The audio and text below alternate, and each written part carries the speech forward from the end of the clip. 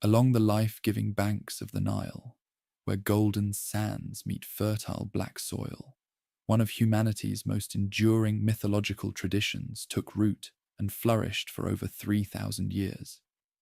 Egyptian mythology stands as a monumental achievement of human imagination, a complex tapestry of divine beings, cosmic battles, and profound wisdom that continues to captivate us millennia after the last hieroglyphs were carved. Unlike many ancient belief systems that have faded into obscurity, Egyptian mythology maintains a powerful presence in our collective consciousness. The striking imagery of falcon-headed gods, the mysteries of the pyramids, and the allure of the afterlife journey have permeated literature, film, art, and popular culture across the globe. This enduring fascination is no accident. Egyptian myths speak to fundamental human concerns about creation, order versus chaos, mortality, and the possibility of life beyond death. Egyptian mythology didn't emerge fully formed, but evolved over vast stretches of time, beginning around 3100 BCE with the unification of Upper and Lower Egypt under the first pharaoh. This mythology continued developing through the Old Kingdom, Middle Kingdom, and New Kingdom, and beyond, even absorbing elements of Greek and Roman thought during the later Ptolemaic period. The geography of Egypt profoundly shaped its mythology. The predictable annual flooding of the Nile, which brought fertile silt to an otherwise harsh desert landscape, inspired the Egyptians' emphasis on cycles, renewal, and the restoration of order. This natural phenomenon became mirrored in mythic cycles, like the daily journey of the sun, god Ra, and the death and resurrection of Osiris. Egyptian mythology was not preserved in a single canonical text like the Bible or the Iliad. Instead, it exists in fragmentary form across thousands of inscriptions, papyri, tomb paintings, temple reliefs, and funerary objects. The pyramid texts from the Old Kingdom, coffin texts from the Middle Kingdom, and Book of the Dead from the New Kingdom provide our most comprehensive sources, but even these primarily focus on afterlife beliefs rather than offering complete mythological narratives. Archaeological evidence reveals that Egyptian myths weren't static, but underwent significant transformations over time. Gods merged, split, or changed attributes. Creation stories varied by region, and foreign deities were periodically absorbed into the pantheon. What remained constant was the Egyptians' commitment to maintaining Ma'at, the fundamental concept of truth, balance, and cosmic order. For ancient Egyptians, mythology wasn't an abstract collection of stories, but a living reality that permeated every aspect of existence. The pharaoh wasn't merely a political ruler, but the living embodiment of Horus, maintaining cosmic order through ritual actions. Temples weren't just buildings, but horizon houses where heaven met earth, requiring precise daily rituals to sustain the gods who, in turn, sustained creation itself. Ordinary citizens engaged with mythology through public festivals, celebrating events like the annual flooding of the Nile associated with the tears of Isis, or the return of the goddess Hathor from Nubia, marking the beginning of the inundation season. Household shrines honored deities like Bez and Taweret, who protected families from dangers ranging from venomous creatures to complications in childbirth. Even medicine and magic were inseparable from mythology.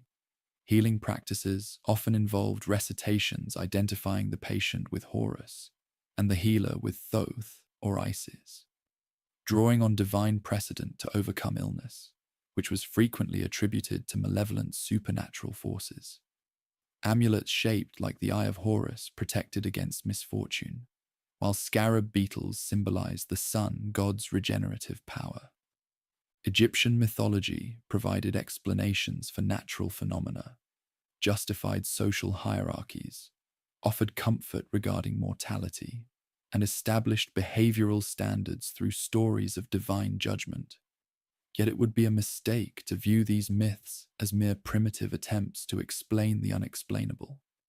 The sophisticated Egyptian priesthood was capable of abstract theological thinking, often presenting the same divine powers through multiple symbolic forms and narratives that operated on several levels of meaning simultaneously. As we embark on this exploration of Egyptian mythology, we'll encounter a worldview both alien and surprisingly familiar. We'll meet gods with animal heads who nonetheless experience recognizably human emotions. We'll witness creation myths that anticipate scientific concepts by thousands of years. We'll explore a vision of the afterlife so compelling that it influenced subsequent religious traditions. The ancient Egyptians created one of history's longest-lasting civilizations, a culture that maintained remarkable continuity while adapting to changing circumstances. Their mythology similarly balanced conservatism with innovation, preserving core concepts while responding to political, social, and intellectual developments across 3 millennia.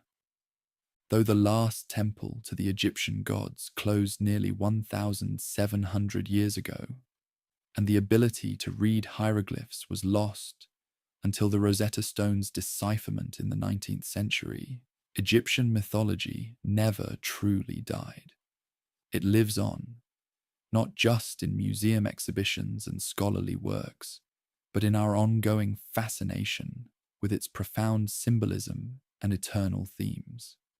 As we journey through this mythological landscape, we'll discover why these ancient stories continue to resonate in our modern world, offering insights into both the Egyptian mind and our shared human condition. In the beginning, before there were gods or humans, before the earth and sky existed, there was only none, the dark, formless, infinite ocean of primordial chaos. From these primordial waters, all creation would emerge, though how this happened varied according to where in Egypt one asked the question. The ancient Egyptians, unlike many other cultures, maintained multiple creation accounts simultaneously, each associated with a powerful cult center and each emphasizing different aspects of cosmic origins. Rather than competing or contradicting each other, these creation myths were seen as complementary perspectives on a mystery too profound for any single narrative to capture. Most prominent among these creation accounts was the Heliopolitan cosmogony, developed by the priests of Heliopolis, the ancient city of the sun. According to their teachings, the creator deity Atum arose from the chaotic waters of Nun through an act of self-creation. In some versions, the creator emerged upon the primeval mound, the first piece of solid ground to rise from the floodwaters, a powerful image drawn from the annual receding of the Nile's inundation. In others, this primal god took the form of the Benben stone, a pyramid-shaped object that symbolized the first rays of sunlight breaking through darkness. However he first appeared, this self-created deity found himself alone in the cosmos. Being complete within himself, containing both male and female aspects, he was able to produce children without a partner. In a particularly vivid version of the myth, the creator took his phallus in his hand and through an act of divine masturbation, brought forth his first 2 children, Shu, god of air and dryness, and Tefnut, goddess of moisture. These deities emerged either from the divine semen or in other versions from the creator's sneeze and saliva, bodily fluids serving as symbols of divine creative power. Upon their creation, Shu and Tefnut became separated from their father in the dark waters of Nun. Grieving for his lost children, the creator sent his eye, later associated with the goddess Hathor, to search for them. Upon their joyful reunion, his tears of happiness fell to earth and transformed into the first human beings. This touching mythic episode reveals a characteristic Egyptian belief that humanity originated from divine substance, not as slaves to the gods, but as beings related to them through shared essence. Shu and Tefnut, the first divine couple, mated to produce the next generation of gods. Geb, the earth god, and Nut, the sky goddess. These deities were initially joined in a tight embrace, with Nut arched over Geb in cosmic union. Their father Shu then separated them, lifting Nut high above to form the vault of heaven and forcing Geb to lie beneath as the earth. The space between became our world, the realm of air and atmosphere ruled by Shu. Despite their forced separation, Geb and Nut managed to conceive 5 children before being permanently parted. Osiris, Isis, Set, Nephthys, and sometimes Horus the Elder. These 5 deities, together with their ancestors, formed the great Ennead of Heliopolis, the 9 primary gods who would shape Egyptian religion for millennia. The complex relationships, conflicts, and alliances among these deities would generate the rich mythological narratives that defined Egyptian spiritual imagination. A dramatically different creation account developed in Hermopolis, where priests honored the Ogdoad, 8 primordial deities who predated creation itself. These gods existed as 4 complementary pairs of male and female entities, each pair representing different aspects of the pre-creation chaos. Nun and Naunet, the primordial waters. Amun and Amunet, hiddenness and invisibility. Her and Hauhet, infinity and eternity. And Kek and Kauket, darkness. These 8 gods, typically depicted with frog and serpent heads to symbolize their primitive pre-creation nature, were believed to have combined their powers to create the cosmic egg, from which the sun god emerged upon the primeval mound. In this version, the first light of creation appeared when this cosmic egg hatched, releasing the sun god, often identified as Ra, Khepri, or Thoth, depending on the specific tradition. Some versions of the myth claimed that a celestial bird, perhaps an ibis, falcon, or the Bennu bird, Egyptian phoenix, laid this egg upon the mound, rising from the waters.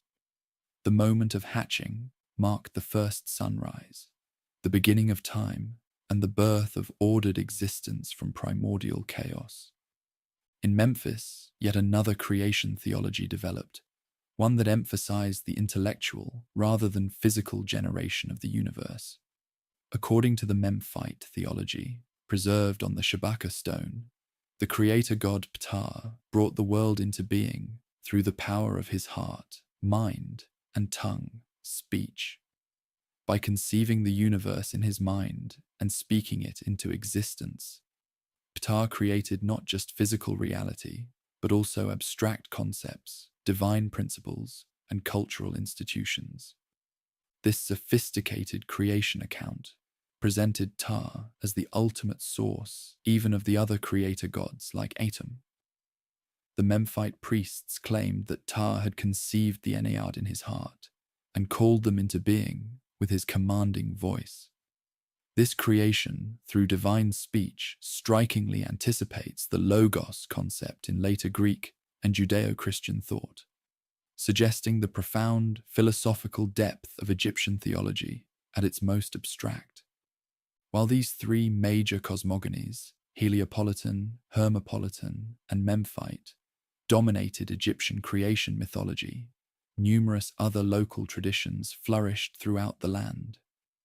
In Elephantine, at Egypt's southern border, the ram-headed creator, god Khnum, was believed to fashion humans on his potter's wheel from clay taken from the Nile. In Esna, the goddess Neith was credited with weaving creation into existence as a divine craftswoman. In Thebes, during the New Kingdom, Amun rose to prominence as a creation deity, eventually merging with Ra to become Amun-Ra, king of the gods. Across these varied creation accounts, certain themes consistently emerge. Creation always begins with formless waters and darkness.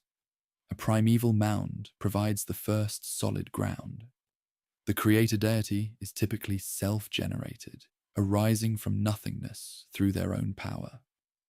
Creation itself is not a single act, but an ongoing process that must be continually maintained against the forces of chaos that threaten to reclaim the ordered cosmos. Most tellingly, Egyptian creation myths never include a notion of creation from nothing. Instead, the creator gods organize, separate, and transform pre-existing chaotic elements into ordered reality. Creation is not making something from nothing, but imposing meaningful structure upon formlessness. This concept reflects the Egyptian experience of their own environment, where agriculture depended on channeling and controlling the Nile's floodwaters to create fertile fields from muddy inundation. The multiplicity of Egyptian creation myths might seem confusing to modern minds, accustomed to seeking single, definitive explanations. Yet this theological flexibility allowed Egyptian religion to evolve over 3 millennia while maintaining its essential character. Different creator gods could be syncretized, their stories harmonized, and their symbolic meanings layered without requiring the rejection of previous traditions. This intellectual approach, seeing complementary truths in apparently different accounts, reveals a sophisticated religious sensibility that recognized the limitations of any single explanation for the ultimate mystery of existence. From the primordial waters and divine acts of creation emerged a pantheon of deities more diverse and numerous than almost any other ancient civilization. The Egyptians themselves claimed there were 42,042 gods, an obviously symbolic number suggesting limitless divine manifestations. These weren't simply personifications of natural forces, but complex personalities with intricate relationships, shifting attributes, and multifaceted roles that evolved over millennia of Egyptian history. At the center of this divine assembly stood Ra, the sun god, whose daily journey across the sky in his solar bark represented the most visible and vital cosmic pattern. Depicted with a falcon's head crowned by the solar disk, Ra embodied light, warmth, and life-giving energy. As creator and king of the gods, Ra ruled from his celestial throne, maintaining Ma'at, the fundamental order of the universe. Each morning, Ra would be born anew in the east as Khepri, the scarab-headed god of the rising sun. At midday, he reached the height of his power as Ra, and in the evening he became Atum, the setting sun, preparing for his nighttime journey through the underworld. This cycle of rebirth made Ra the perfect symbol of eternal renewal, a concept central to Egyptian thought. No deity better embodied this principle of renewal than Osiris, lord of the underworld and judge of the dead. Originally a god of fertility associated with the life-giving Nile, Osiris achieved cosmic significance through his death and resurrection. When he was murdered by his jealous brother Set, the god of chaos and desert storms, Osiris became the first mummy and the model for all who hope to overcome death. His green skin in Egyptian art symbolized vegetation and rebirth, while his distinctive crown with tall plumes represented his royal authority over the realm of the dead. As ruler of the afterlife, Osiris offered the promise that death was not the end, but a transition to another state of existence. No tale of Osiris is complete without mentioning his devoted wife Isis, perhaps Egypt's most versatile and influential goddess. Renowned for her magical powers and cunning intelligence, Isis reconstructed her husband's dismembered body, conceived their son Horus posthumously, and protected him through a dangerous childhood.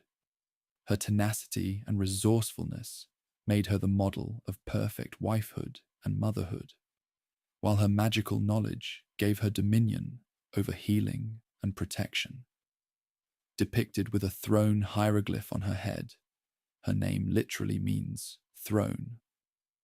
Isis embodied royal power and divine queenship. Her cult would eventually spread throughout the Mediterranean world, becoming one of the most popular religions of the Roman Empire. The divine child of Isis and Osiris, Horus, represented legitimacy and rightful succession, concepts critical to a civilization obsessed with continuity. Typically portrayed with a falcon's head, Horus began as a sky god whose eyes represented the sun and moon. After his father's murder, Horus engaged in a cosmic struggle with his uncle Set that lasted 80 years. This conflict between order and chaos, fertility and barrenness, legacy and usurpation, ended with Horus's victory and coronation, establishing the pattern for all earthly succession. Every living pharaoh was considered the embodiment of Horus, while each deceased king became one with Osiris, creating an eternal cycle of royal regeneration. Set, often misunderstood as a simple villain, played a more complex role in Egyptian religion. As god of deserts, storms, disorder, and foreign lands, Set represented necessary but dangerous forces. His murder of Osiris and battle with Horus earned him a fearsome reputation, yet the Egyptians recognized that his chaotic energy was essential to the cosmos.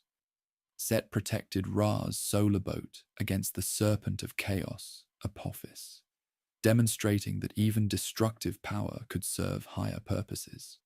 During certain periods, particularly when foreign dynasties ruled Egypt, Set received elevated worship. His red hair and distinctive animal head, possibly an aardvark or imaginary beast, becoming emblems of formidable strength rather than evil.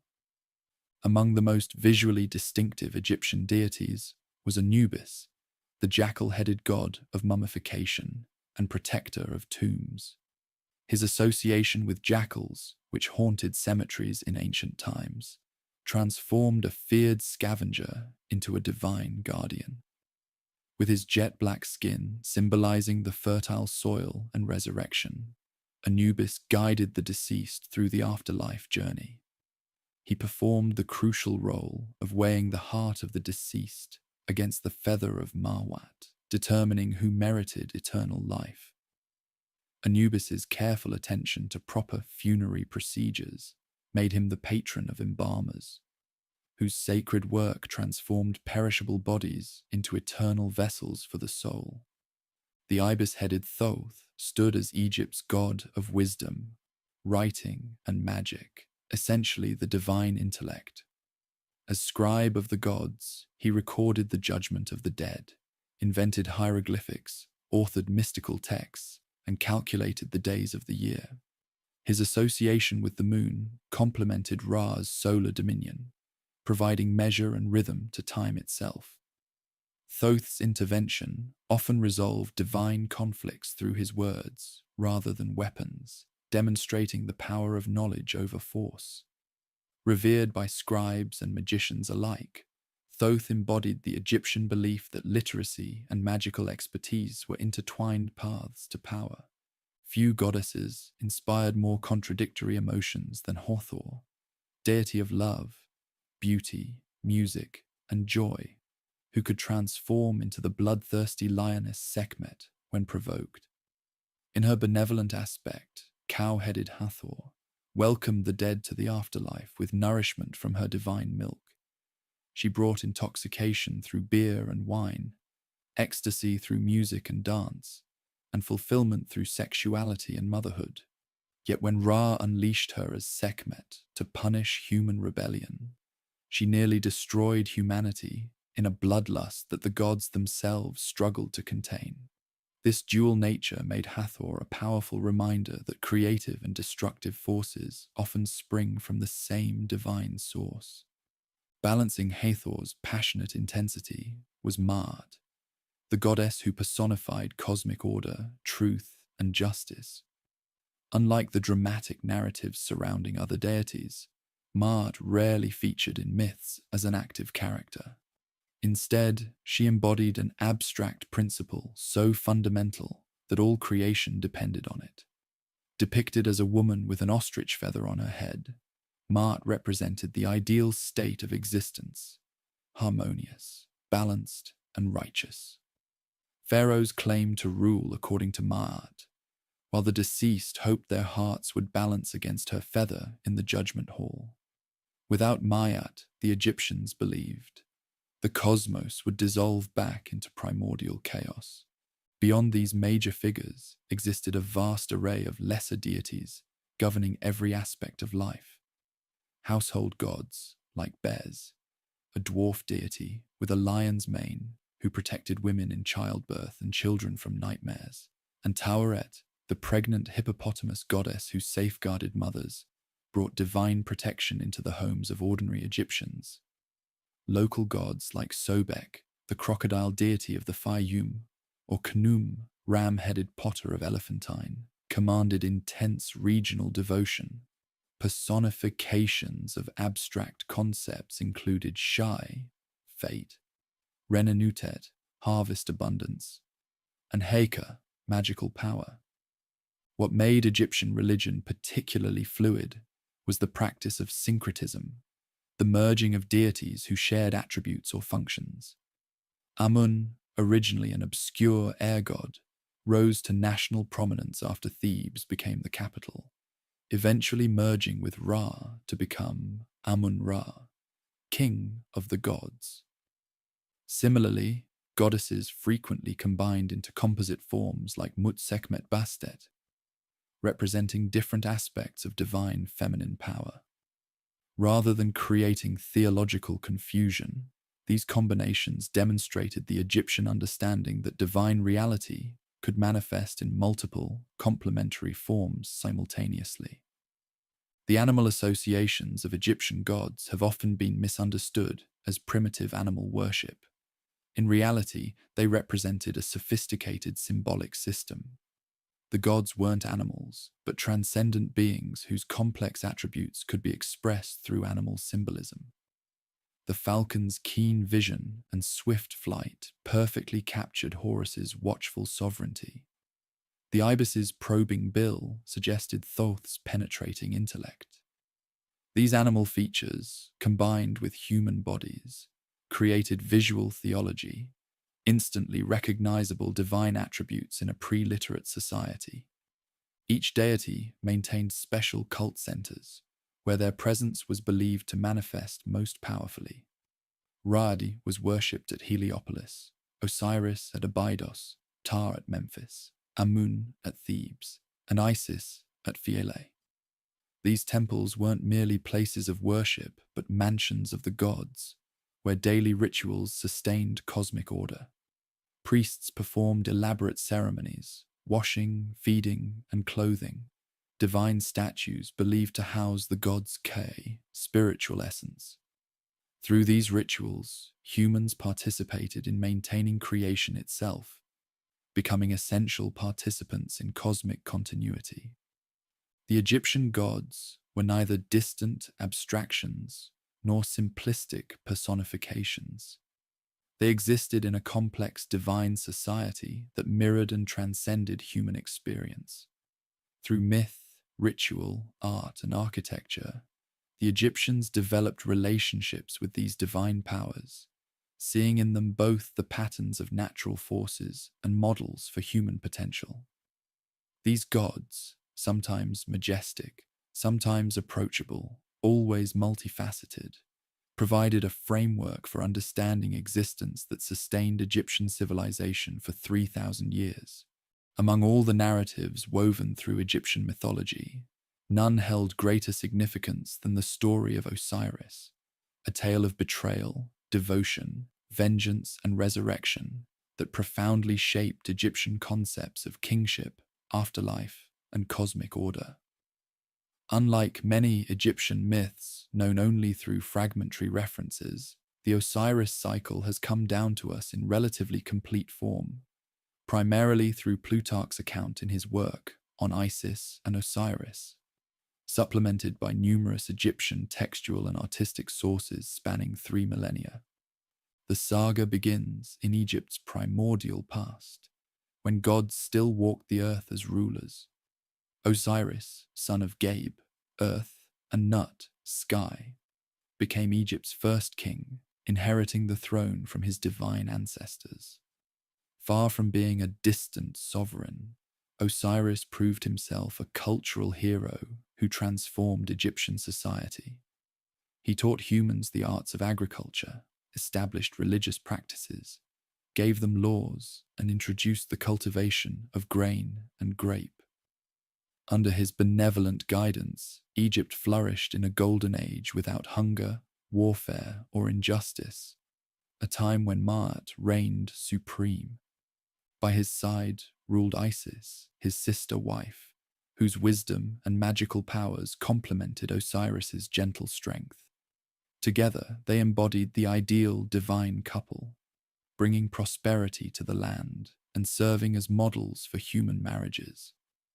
Their harmonious reign, however, awakened the jealousy of their brother Set, whose complex motivations blended personal ambition, resentment of Osiris's popularity, and desire for Isis. Some later interpretations suggested a cosmic dimension to this rivalry. Set, as Lord of the Desert, naturally opposed Osiris, who represented the fertile Nile and its life-giving annual flood. Set's murderous plot unfolded at a lavish banquet, to which he invited Osiris and 72 conspirators. During the festivities, Set presented an exquisitely crafted chest, announcing that he would gift it to whomever it fit perfectly. One by one, the guests tried the chest without success. When Osiris's turn came, he lay down inside, not realizing the chest had been precisely measured to his body. The moment Osiris reclined inside, Set and his co-conspirators slammed the lid shut, sealed it with molten lead, and cast it into the Nile.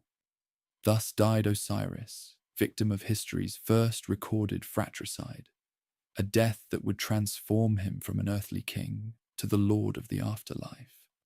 Upon learning of her husband's murder, Isis was consumed by grief, yet determined to recover his body and provide proper funerary rites essential for afterlife existence. Cutting off a lock of her hair, donning mourning garments, and shape-shifting into a bird of prey, Isis began a relentless search that would take her throughout Egypt and beyond. Her lamentations were so powerful that they moved even the sun god Ra to send divine assistance in the form of Anubis, who helped guide her quest. Isis eventually traced the chest to Byblos, a Phoenician coastal city where the waters had carried it.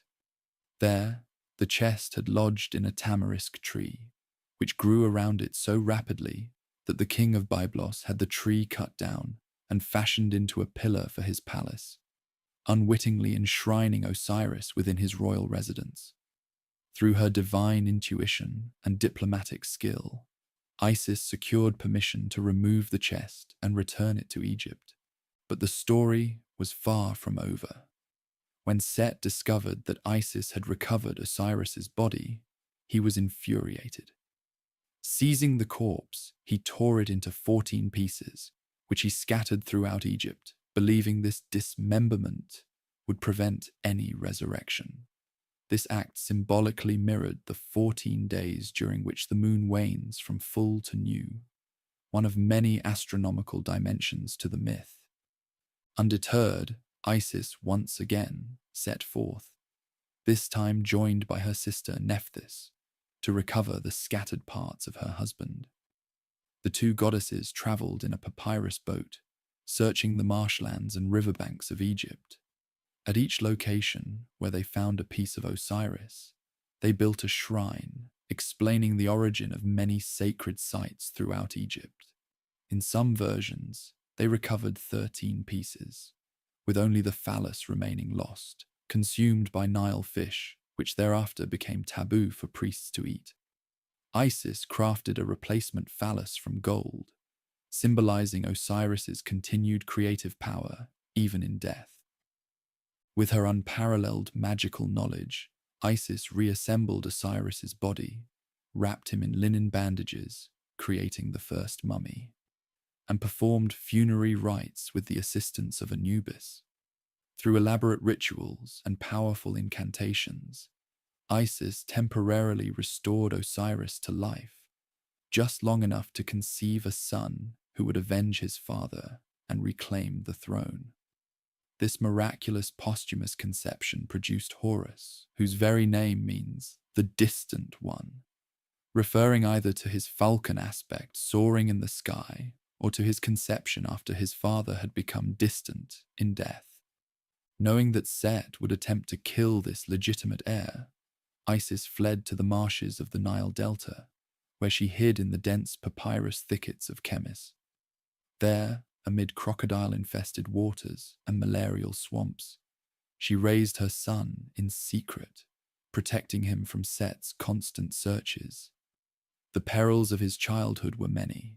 Scorpion stings, serpent bites, and diseases all threatened the divine child, giving rise to a rich collection of magical texts aimed at healing children by identifying them with the young Horus. In each instance of danger, Isis used her magical prowess to save her son, sometimes with the assistance of other deities like Thoth, who provided healing wisdom. As Horus grew to manhood, he prepared himself for the inevitable confrontation with Set, training in combat and divine magic. When he reached maturity, Horus emerged from hiding to claim his hereditary throne. What followed was not a simple battle, but a prolonged legal and physical struggle that the Egyptians called the contentions of Horus and Set, documented in texts like the Chester Beatty Papyrus the Pharaon and depicted on temple walls throughout Egypt. This epic conflict, lasting 80 years in some accounts, encompassed both physical combat and legal proceedings before the divine tribunal. The gods themselves became divided, with some supporting Horus's legitimate claim and others favoring Set's argument that he deserved the throne by right of strength and experience. Ra often wavered, sometimes favoring his elder descendant Set, while deities like Thoth and Isis advocated persistently for Horus. The struggle featured multiple episodes of deception, violence, and even sexual conflict. In one particularly shocking incident, Set attempted to dominate Horus sexually, but Horus managed to catch Set's semen in his hand, which Isis then cast into the marshes. In retaliation, Isis helped Horus collect his own semen and placed it on lettuce leaves that Set unknowingly consumed. A humiliation when discovered that severely weakened Set's claim to dominance. Another famous episode involved literal combat, during which Set tore out Horus's left eye, while Horus removed Set's testicles. Thoth magically restored Horus's eye, which became the famous Wedjat eye, a powerful symbol of healing and protection in Egyptian culture. Horus then offered this restored eye to his deceased father, Osiris, an act of filial piety that temporarily reinvigorated Osiris in the underworld and became the mythological precedent for offering rituals. Eventually, the divine tribunal, persuaded partly by an eloquent letter from the deceased Osiris, ruled in favor of Horus. In the definitive judgment, Horus received the throne of Egypt, while Set was either banished to the desert or, in some versions, reconciled and given dominion over foreign lands and the desert regions. This resolution established the fundamental pattern for Egyptian kingship.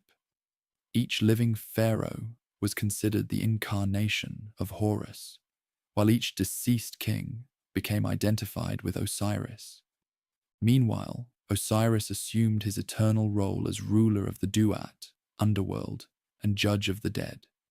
Having experienced death himself, he became the perfect arbiter for departed souls. His own resurrection, though different from living restoration, he remained in the underworld rather than returning to earthly life. provided the model for all Egyptians who hoped for eternal existence.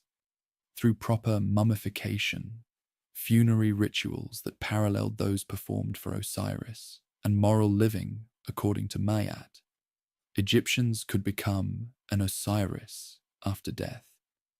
The Osiris myth's influence extended far beyond theological spheres into Egyptian daily life. Annual festivals reenacted elements of the story, particularly at Abydos, where Osiris's head was said to be buried. Agricultural cycles were interpreted through the myth's lens, the growing grain representing Osiris's resurrection, the life-giving Nile flood identified with the tears of Isis. Funerary practices for everyone from pharaohs to commoners followed patterns established in the myth, while amulets shaped like the Djed pillar, Osiris's backbone, provided magical protection based on the god's resurrective power. What makes the Osiris myth particularly significant is its comprehensive address of universal human concerns. It explains natural phenomena, the Nile flood, agricultural cycles, celestial movements, establishes social institutions, kingship, succession, justice, confronts existential fears, death, dismemberment, oblivion, and offers hope, resurrection, eternal life, divine justice. Through this single narrative cycle, Egyptians found a framework for understanding both cosmic patterns and personal destiny, bridging the gap between nature's impersonal forces and humanity's quest for meaning. The story's emotional resonance remains powerful even today. The murdered innocent, the grieving widow, the orphaned son seeking justice, the triumph of legitimacy over brute force, and above all, the promise that death itself can be overcome through proper action and divine assistance.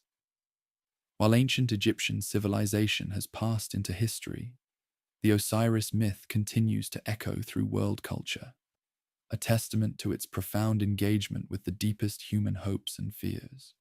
While the Osiris myth addressed the mysteries of death and renewal, equally central to Egyptian cosmology was the daily journey of Ra, a cosmic drama played out in the sky that served as the most visible manifestation of divine order. For the ancient Egyptians, the sun wasn't merely an astronomical object, but a living god whose movements structured time, sustained life, and demonstrated the eternal cycle of existence. This solar theology developed into one of the most elaborate mythological systems in the ancient world, spawning rich iconography and ritual practices that dominated Egyptian religious life. Each dawn, as the eastern horizon brightened, the Egyptians witnessed the birth of Khepri, the scarab-headed manifestation of the morning sun. Like the sacred dung beetle that rolls balls of manure containing its eggs, Khepri was seen to roll the solar disk across the sky, embodying the principle of spontaneous creation and emergence. His name derived from the Egyptian verb khipa, meaning to come into being, a perfect description of the sun's daily rebirth. For the Egyptians, each sunrise represented a microcosm of the original creation, a triumph of order over darkness and chaos. As the sun climbed higher, Khepri transformed into Ra at his full strength, sovereign of the daytime sky. From his solar bark, called the Manjet, boat of millions of years, Ra surveyed his creation, providing warmth, light, and the conditions necessary for all life. This celestial journey wasn't made alone. Ra was accompanied by a divine entourage, including Sia, divine perception, Hu, divine utterance, Heka, magical power, and sometimes Thoth as navigator. Together, they represented the qualities through which divine will manifested in the cosmos. The sun's journey across the sky paralleled the life cycle, powerful ascent in youth, majestic zenith in maturity, and gradual descent in old age. By afternoon, Ra began aging, eventually becoming Atum, the setting sun, who descended toward the western horizon. As Ra-Atum, he appeared as an elderly man, still regal but diminished in strength, representing the natural progression toward death that even the greatest beings must face. This daily visual reminder of mortality reinforced the Egyptians' preoccupation with life cycles and regeneration. But for the Egyptians, sunset did not mean the sun god's death. Rather, it marked the beginning of his most perilous and significant journey. As darkness fell, Ra boarded a second boat, the Mesektet, evening bark, to navigate the dangerous underworld known as the Duat. This nighttime voyage, elaborately detailed in funerary texts like the Amduat, that which is in the underworld, and the Book of Gates, represented both the sun's invisible path beneath the earth and the human soul's journey after death. The Duat was divided into 12 regions, corresponding to the 12 hours of the night, each containing unique challenges, inhabitants, and topography. As Ra progressed through these hours, he encountered both allies and enemies. Friendly deities pulled his boat with ropes. Deceased souls who had achieved vindication basked in his rejuvenating light, and protective spirits stood guard against chaotic forces. The fortunate dead could join Ra's entourage, literally boarding the solar bark, to share in his eternal cycle of renewal, the ultimate afterlife aspiration for many Egyptians. The most dramatic moment in this nocturnal journey occurred in the deepest hour of night, when Ra confronted Apophis, also called Apep, an enormous serpent embodying chaos and non-existence. Unlike the gods, who represented aspects of creation, Apophis was anti-creation itself, the force that threatened to dissolve all existence back into primordial chaos.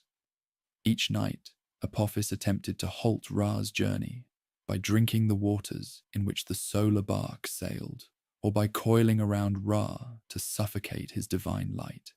This cosmic battle represented existence's fundamental struggle against entropy and dissolution. To overcome Apophis, Ra relied on his divine companions, particularly Set, whose chaotic but powerful nature made him the perfect adversary for the Chaos Serpent. With spears and knives, the gods in Ra's entourage would battle Apophis, cutting him into pieces. Yet like chaos itself, Apophis could never be permanently destroyed. He regenerated each night for the battle to begin anew, emphasizing the eternal vigilance required to maintain cosmic order. After this climactic confrontation, Ra began his revitalization. In the later hours of night, he merged with Osiris, temporarily uniting solar and chthonic regenerative powers. This mystical union allowed Ra to absorb the rejuvenating energies of the underworld, while simultaneously bringing vital light to the deceased who dwelled there. The meeting of these two great gods, one representing celestial cycles, the other terrestrial renewal, created a perfect symbol of Egyptian religious syncretism and the interconnectedness of all regenerative processes.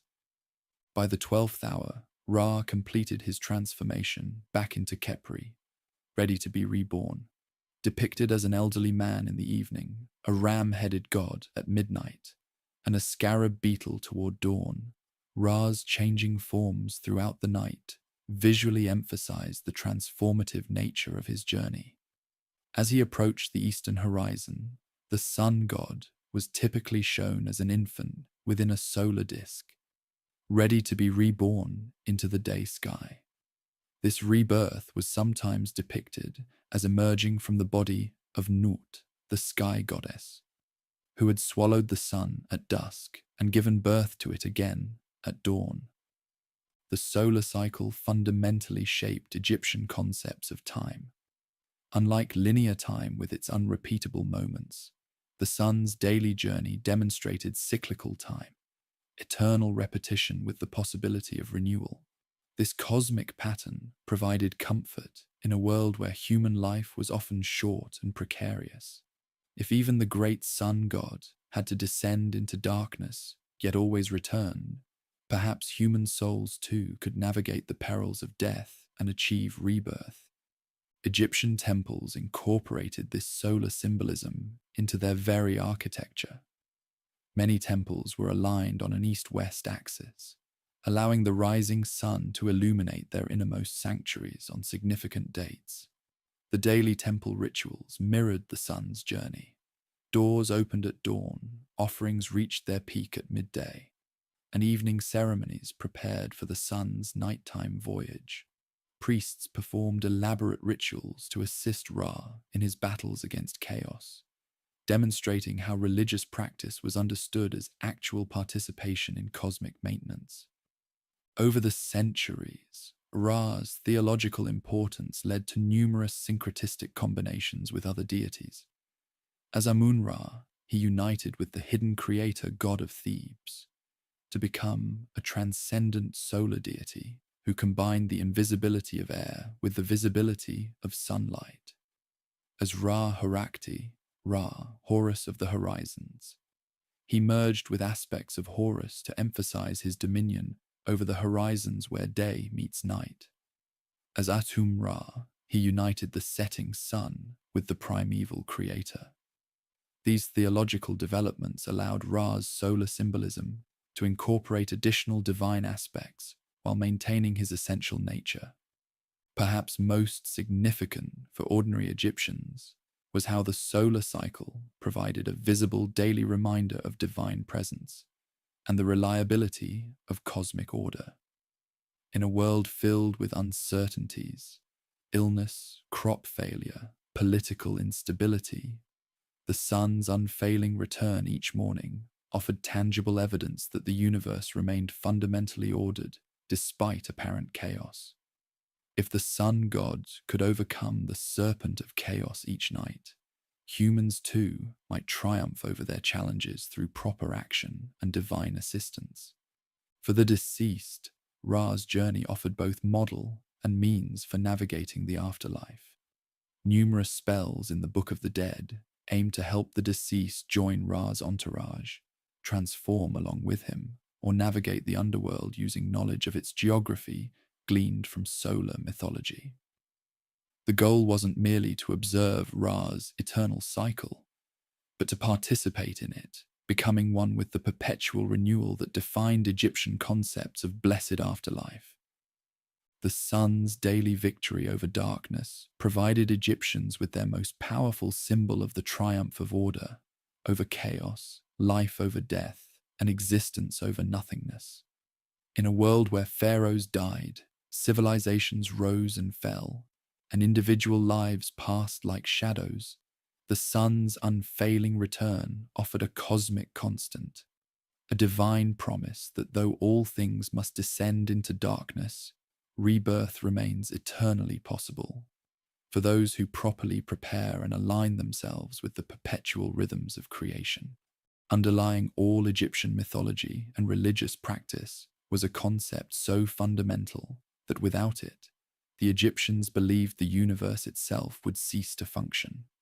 This was the principle of cosmic order, a term that simultaneously denoted truth, justice, harmony, balance, order, and righteousness.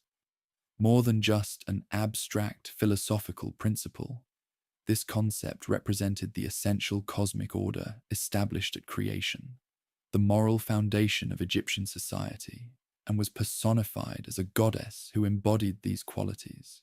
No element of Egyptian thought can be fully understood without grasping this central concept that united their cosmology, ethics, politics, and afterlife beliefs into a coherent worldview.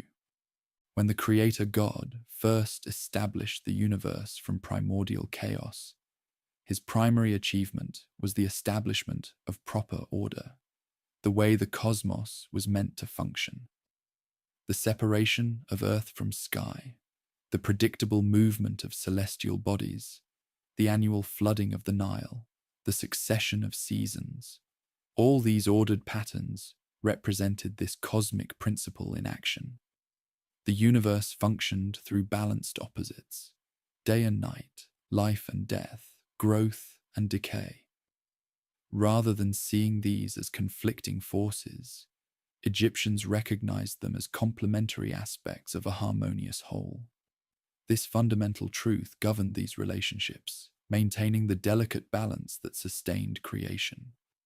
As a goddess, this concept appeared as a woman wearing an ostrich feather on her head, often depicted with wings representing her all-encompassing nature.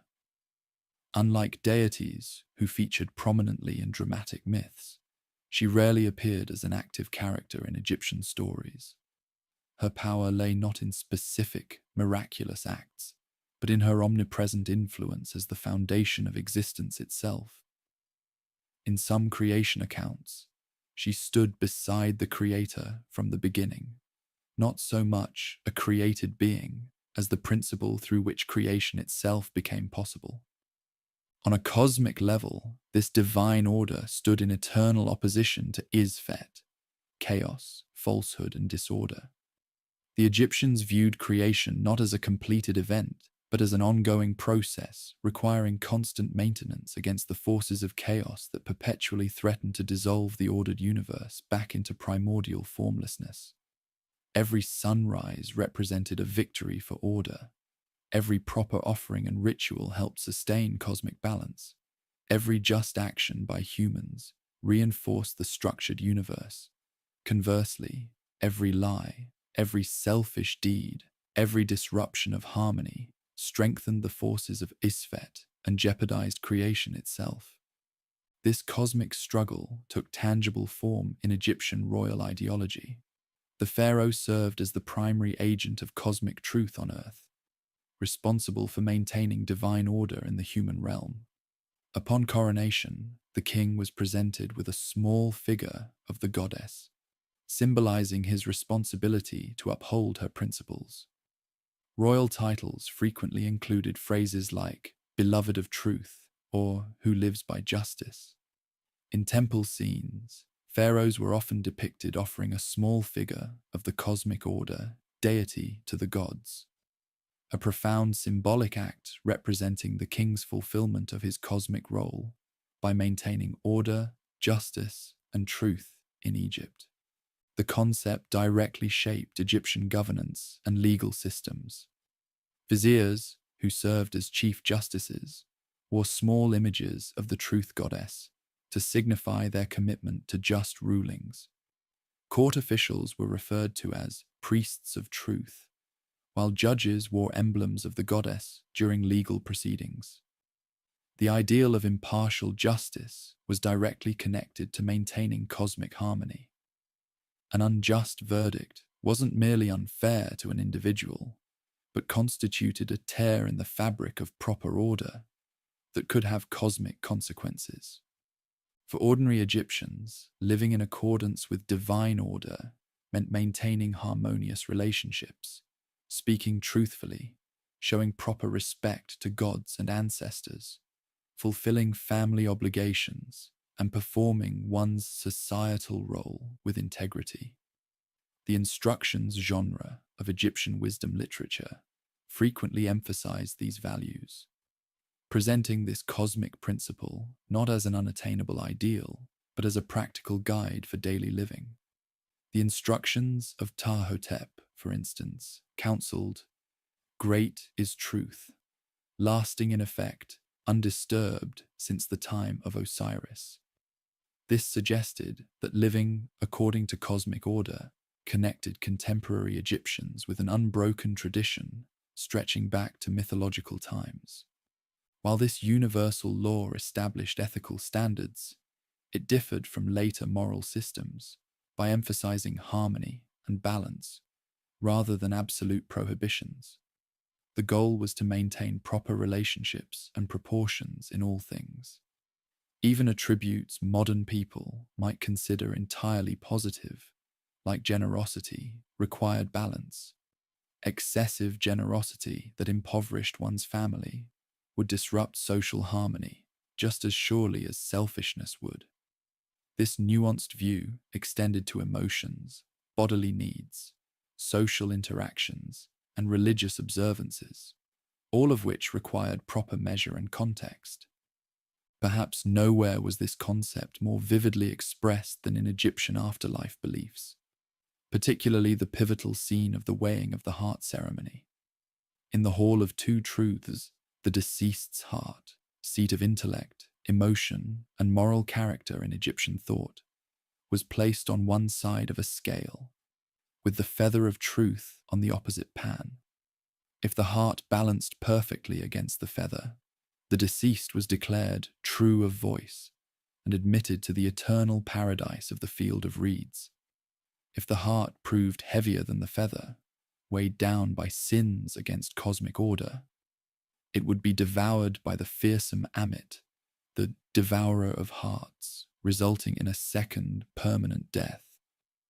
This judgment scene, depicted in countless copies of the Book of the Dead, powerfully illustrated how the principle of universal balance connected cosmic order with individual moral responsibility. Before the weighing, the deceased recited the famous negative confession, more accurately translated as Declaration of Innocence, listing dozens of transgressions against divine harmony they had not committed. I have not stolen. I have not killed. I have not lied.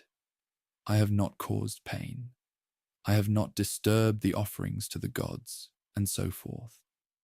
This comprehensive list demonstrated how righteous living governed every aspect of behavior, from religious observance to social interactions to personal integrity. The Egyptians understood that no human could perfectly embody divine truth in every moment. They weren't seeking moral perfection so much as a life generally aligned with cosmic order. In the judgment scene, the god Thoth recorded the scale's verdict, while Osiris made the final judgment, often with 42 divine assessors representing different aspects of righteous existence.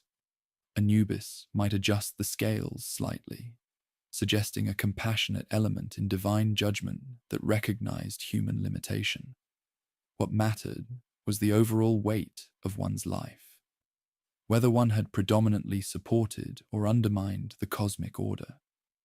For the Egyptians, this afterlife judgment wasn't a distant theological abstraction, but a practical concern that shaped daily decisions. Autobiographical inscriptions in non-royal tombs frequently emphasized the deceased's adherence to truth. I spoke honestly, I acted justly. I gave bread to the hungry, water to the thirsty, clothes to the naked. I was a husband to the widow, a father to the orphan. These weren't mere boasts, but essential spiritual preparations, establishing the deceased's worthiness for eternal life through demonstration of their alignment with cosmic order. The concept of truth and justice evolved over Egypt's long history while maintaining its essential meaning. During the tumultuous First Intermediate Period, when central authority collapsed and social order disintegrated, literature reflected anxiety about the apparent triumph of Ixfet over righteous harmony. The admonitions of Epua lamented that truth is cast out, Isfet is in the midst of the council chamber, describing a world turned upside down, where the poor became rich, the rich became poor, and traditional values appeared meaningless. This text reveals how closely Egyptians associated proper order with social stability and natural hierarchy. When order was restored in the Middle Kingdom, royal propaganda emphasized the pharaoh's role in re-establishing divine harmony after chaos. Later, during the religious innovations of Akhenaten's reign, even this radical pharaoh claimed to live by truth despite overturning traditional pantheons. In the late period, as Egypt faced foreign domination, the principle of cosmic balance increasingly became connected with nationalist sentiment, maintaining traditional Egyptian values against outside influences. Throughout these changes, the essential concept remained.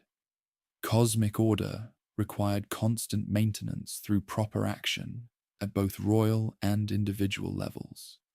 The power of this unifying principle lay in its multifaceted nature. It simultaneously addressed cosmic concerns, the functioning of the universe, social questions, how people should interact, political matters, the basis of royal authority, ethical issues, personal behavior, and religious beliefs, requirements for the afterlife. By connecting these domains through a single overarching concept, Egyptian civilization achieved a remarkable integration of cosmology and ethics, where personal morality directly participated in maintaining universal order. This holistic worldview helps explain the remarkable stability of Egyptian civilization across 3 millennia. Despite invasions, occasional internal collapses, and gradually evolving theology, the cosmic truth concept provided cultural continuity, an ethical and cosmic foundation that remained recognizable from pre-dynastic times through the Roman period. While specific expressions of religion changed, the fundamental understanding that humans participated in maintaining cosmic order through truthful living remained constant. Perhaps most striking to modern sensibilities is how this Egyptian principle unified domains we typically separate: science and religion, ethics and physics, personal morality and cosmic functionality.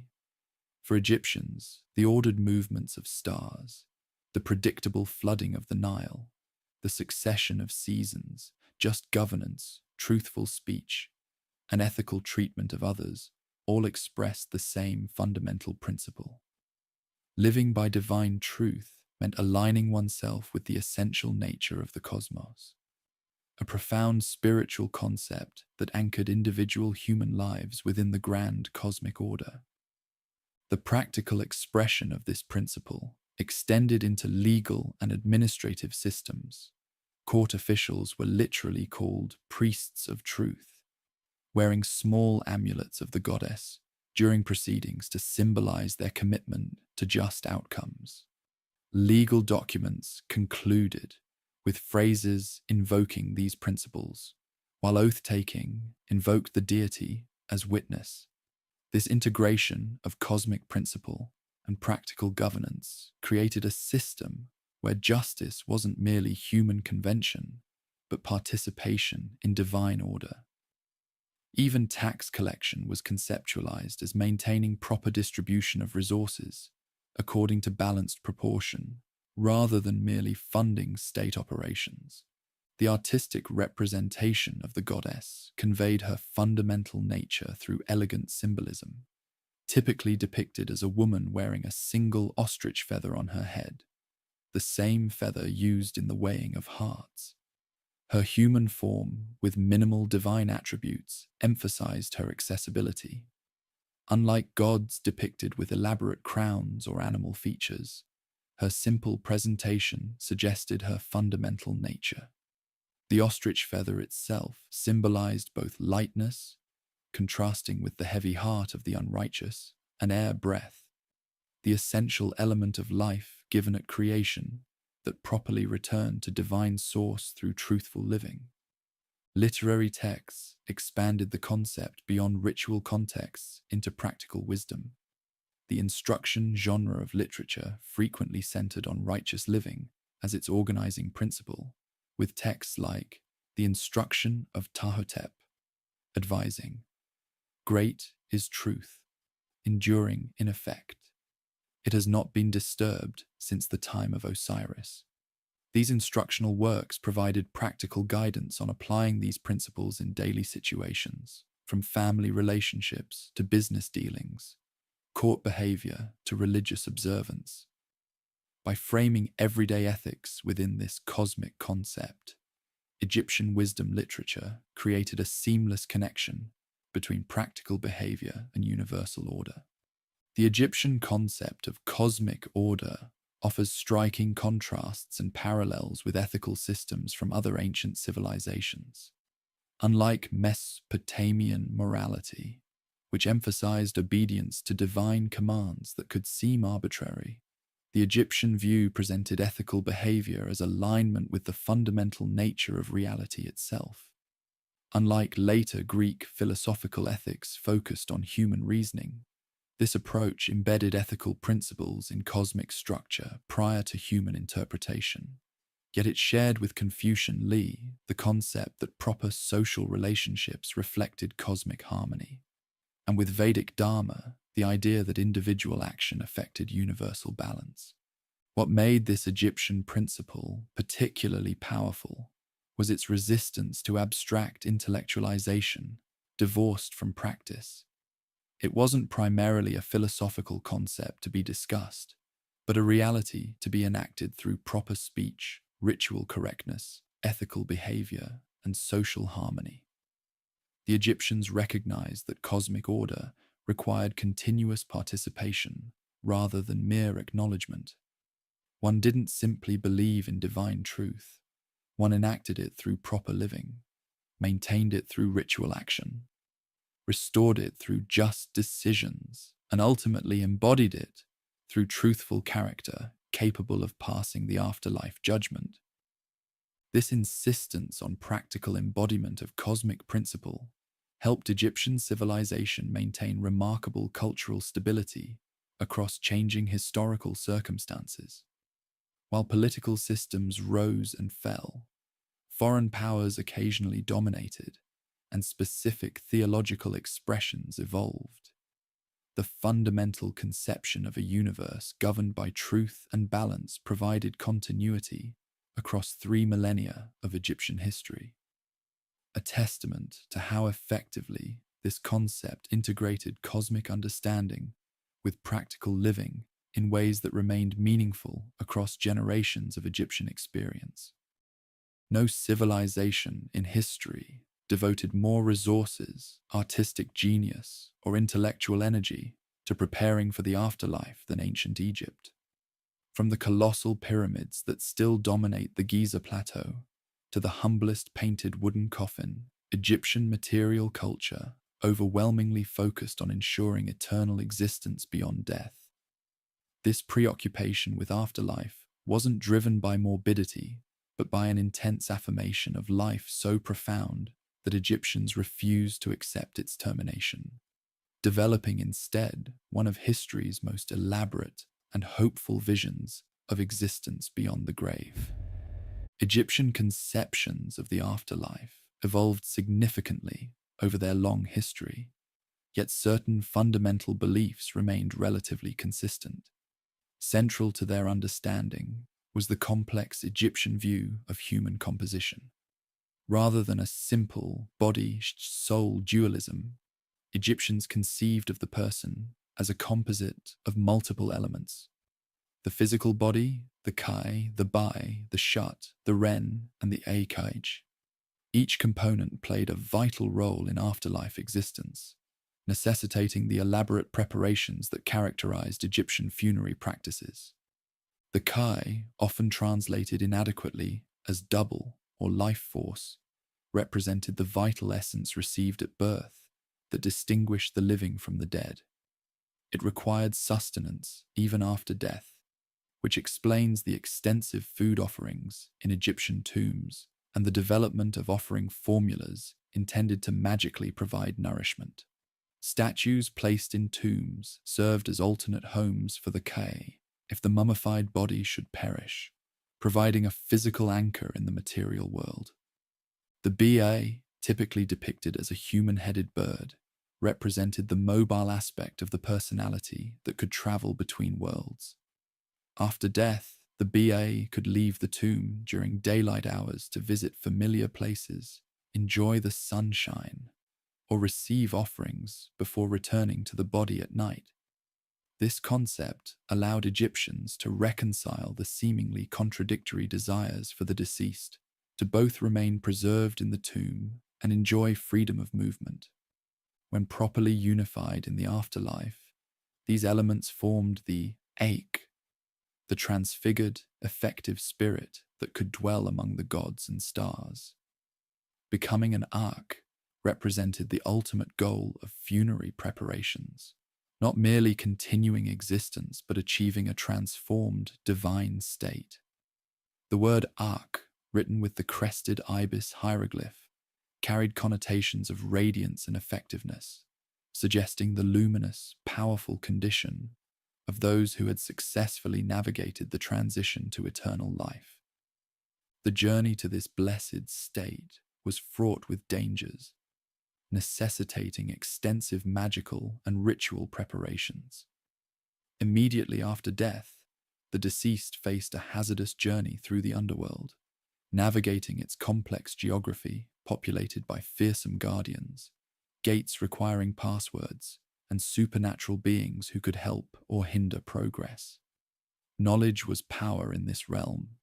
Knowing the names of gatekeepers, possessing the correct spells, and understanding the underworld's topography could mean the difference between achieving eternal life and suffering a second death of permanent extinction. To provide this essential knowledge, Egyptians developed increasingly elaborate funerary texts. The pyramid texts, humanity's oldest known religious writings, covered the interior walls of Old Kingdom royal pyramids with hundreds of spells designed to help the king ascend to the celestial realm. These texts reflected an early conception of royal afterlife, primarily associated with the stars, particularly the imperishable circumpolar stars that never set below the horizon, symbolizing eternal, unchanging existence. As afterlife hopes democratized, the coffin texts emerged during the Middle Kingdom, adapting royal funerary magic for non-royal use. Inscribed primarily on coffins, these spells helped ordinary Egyptians navigate the underworld and transform into effective spirits. By the New Kingdom, these evolved into the Book of the Dead, more accurately translated as Book of Coming Forth by Day, typically written on papyrus scrolls placed with the mummy. Its approximately 200 spells, accompanied by vivid illustrations, provided a comprehensive magical toolkit for afterlife success, transforming into animals to overcome obstacles, breathing air in the underworld, preventing the heart from testifying against its owner, and ensuring proper nourishment. Complementing these portable texts, elaborate guidebooks to the underworld adorned New Kingdom royal tombs. Works like the Amduat, the Book of Gates, and the Book of Caverns map the underworld's 12 divisions, corresponding to the 12 hours of night, detailing the sun, God's nocturnal journey, with which the deceased hope to unite. These compositions combined practical navigation information with profound theological reflections on transformation, rebirth, and the cyclical nature of existence. The ultimate challenge in the afterlife journey came in the Hall of Two Truths, where the deceased faced judgment before Osiris and 42 divine assessors. Here occurred the pivotal weighing of the heart ceremony, where the heart, seat of conscience and character, was balanced against the feather of Ma'at. The outcome determined whether one would achieve blessed afterlife or face oblivion. This judgment scene powerfully connected ethical behavior during life with afterlife prospects, creating a practical incentive for moral living that reinforced social harmony. For those who successfully passed judgment, several afterlife destinations awaited, often blended in Egyptian thought rather than seen as mutually exclusive. The field of reeds, Aru, offered an idealized version of Egyptian agricultural life, where the deceased could plow, sow, and harvest eternally abundant crops without the hardships of earthly farming. The field of offerings provided an eternal banquet, where one received divine sustenance. For the most blessed, joining Ra's solar bark allowed participation in the eternal cosmic cycle, while going forth by day permitted return to the earthly realm to enjoy its pleasures during daylight hours. To facilitate this complex afterlife, Egyptians developed the world's most sophisticated preservation techniques for the human body. Mummification evolved from simple desert burials, where hot sand naturally desiccated corpses, to an elaborate 70-day procedure involving evisceration, desiccation with natron salt, resin application, wrapping with hundreds of meters of linen, and protective amulets placed between the layers. The culminating opening of the mouth ceremony ritually reanimated the mummy, restoring its senses and ability to receive offerings. This preserved body provided a permanent anchor for the BA's nightly return, an eventual reunion with other spiritual elements. The substantial investment in tomb preparation, even by non-elite Egyptians, demonstrates how integral afterlife beliefs were to Egyptian culture. Tombs were conceived as houses of eternity, equipped with everything needed for comfortable existence: furniture, clothing, toiletries, food, drink, games, and texts for entertainment and religious practice. Tomb decoration emphasized pleasant earthly scenes, banquets, hunting, fishing, and family gatherings that the deceased wished to magically continue enjoying. Meanwhile, statues provided alternate homes for the Ka, and inscriptions preserved the all-important name, without which one could not be identified for offerings or remembered by the living. Family obligations to the deceased didn't end with burial. The living were expected to maintain tomb offerings, remember the dead through speaking their names, and perform rituals that sustained their afterlife existence. In return, well-provided deceased relatives could intercede with greater gods on behalf of the living, or use their supernatural abilities to protect family members. This reciprocal relationship created a community spanning the boundary between living and dead, with practical obligations flowing in both directions. While Egyptian afterlife concepts evolved substantially over time, becoming increasingly complex and democratized, they maintained remarkable continuity in fundamental optimism. Unlike the shadowy, diminished underworld existence found in Mesopotamian beliefs, or the early Hebrew conception of Sheol, Egyptian afterlife offered the possibility of a fully realized, even enhanced existence. The blessed dead were typically called the living ones, reflecting the Egyptian view that proper preparation allowed genuine life to continue indefinitely beyond the grave. This afterlife vision profoundly shaped Egyptian culture, from architecture and art to ethics and daily practices. The promise of eternal life motivated adherence to Ma'at, as one's heart would literally testify about one's deeds in the divine court. The need to be remembered by the living encouraged contribution to community and family during life. The desire for a furnished tomb stimulated artistic production and craft specialization, while elite competition for impressive monuments drove architectural innovation. Perhaps most significantly, Egyptian afterlife beliefs provided a framework for confronting mortality that emphasized continuity rather than rupture, preparation rather than fear, and the ultimate triumph of life over death.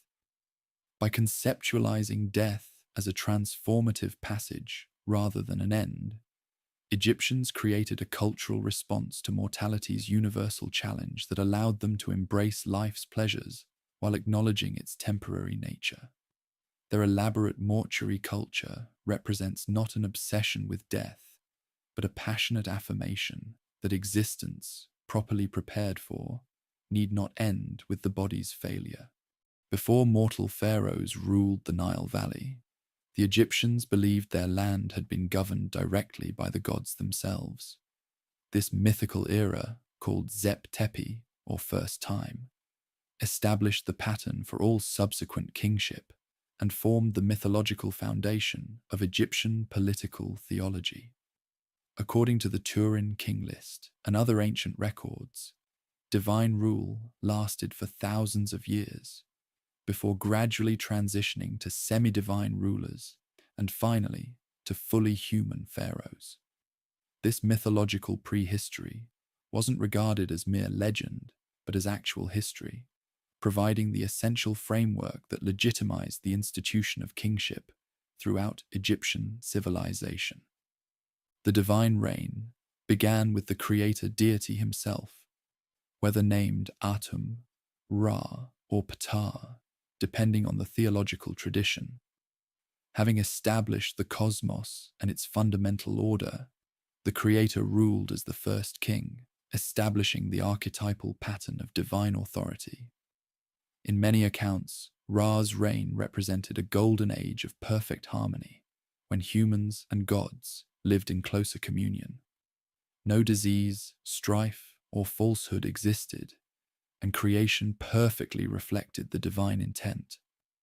This paradisiacal era established the ideal against which all subsequent periods were measured, explaining why Egyptians looked perpetually backward to a perfect past, rather than forward to future progress. This idyllic state eventually deteriorated when humans began plotting against elderly Ra. In the myth of the heavenly cow, preserved on several New Kingdom royal tombs, Ra learned of humanity's rebellious plans and summoned a divine council to determine their punishment. On his behalf, the goddess Hathor transformed into her fierce aspect Sekhmet and began slaughtering the disloyal humans.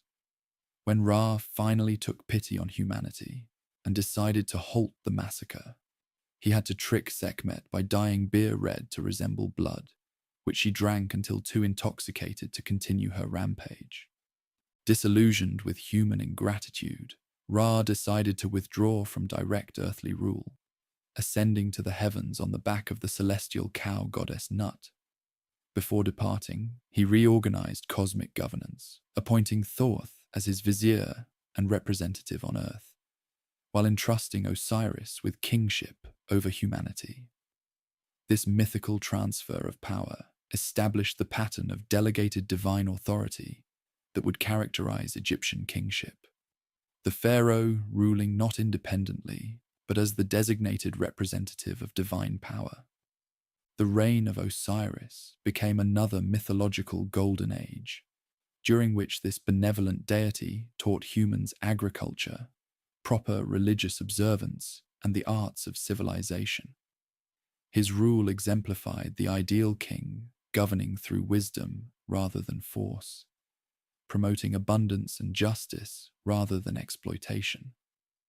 This harmonious period ended with his murder by Set, initiating the mythic cycle of disruption and restoration that would provide the theological template for understanding political transitions throughout Egyptian history. Following Osiris's death and posthumous conception of his son, Horus grew to maturity and claimed his rightful inheritance. The ensuing struggle between Horus and Set for Egypt's throne provided the mythological precedent for all royal succession and legitimacy claims. When Horus finally prevailed, receiving the crown as his birthright, he established the fundamental pattern that every Egyptian king would follow. The living pharaoh was Horus incarnate, while his deceased predecessor became identified with Osiris. After these fully divine rulers came legendary dynasties of semi-divine beings. The followers of Horus, Shemsu-Hor, were described as partially divine rulers who governed during the transitional period between direct divine rule and human kingship. Archaeological evidence suggests these might represent actual pre-dynastic rulers whose achievements were later mythologized. Each historical dynasty claimed connection to these semi-divine predecessors, creating an unbroken chain of authority stretching back to the gods themselves. This mythological history wasn't merely cultural background, but formed the theological foundation for the institution of pharaonic rule. Unlike neighboring cultures, where kings might be described as favored by the gods or adopted by deities, Egyptian pharaohs were literally divine, the god Horus physically present on earth in human form. This wasn't metaphorical rhetoric, but a central theological claim that the living king embodied divine presence, making the pharaoh not just a political ruler, but a cosmic necessity whose rituals and proper governance maintained universal order. The divine nature of pharaonic kingship manifested in royal titles, iconography, and rituals from the earliest dynasties. The pharaoh's titulary included 5 names, each connecting him to different aspects of divine power. The Horus name, identifying him as the living embodiment of Horus. The Nebti name, associating him with the protective goddesses of Upper and Lower Egypt. The Golden Horus name, emphasizing his divine nature. The Prenomen, throne name prefixed by King of Upper and Lower Egypt. And the Nomen, birth name prefixed by Son of Ra. These weren't merely honorifics, but theological statements positioning the king within the divine hierarchy and cosmic order. Royal regalia, similarly, expressed the pharaoh's divine status. The crook and flail, borrowed from Osiris iconography, identified the king with this resurrected god. The uraeus serpent on the royal brow represented the fiery eye of Ra that destroyed enemies. The false beard connected the king to Osiris's appearance. Even the characteristic Egyptian stance, seen in royal statuary, left foot forward, arms rigid, gaze fixed on eternity, expressed superhuman qualities transcending mortal limitations. Upon coronation, the new king underwent rituals that transformed him from private individual to divine incarnation.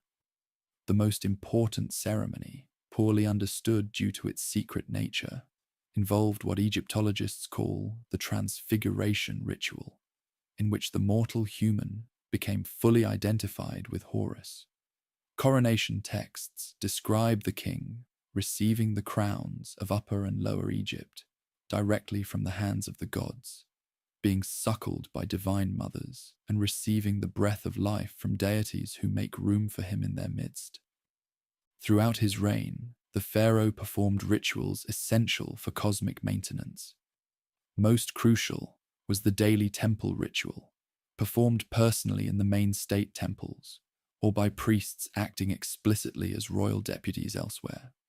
In this ceremony, the king approached the divine image, broke its shrine's seal, performed purifications, presented offerings, and received divine blessing. All actions ensuring continued divine presence in Egypt and proper cosmic function. This wasn't mere ceremony, but vital cosmic work upon which creation's stability depended. By the New Kingdom, the concept of divine kingship developed further complexity through the royal Ka, a divine essence of kingship that transcended individual rulers. Unlike the personal Kai possessed by every human, the royal Kai represented the divine office of kingship itself, passing from one pharaoh to the next while maintaining continuity.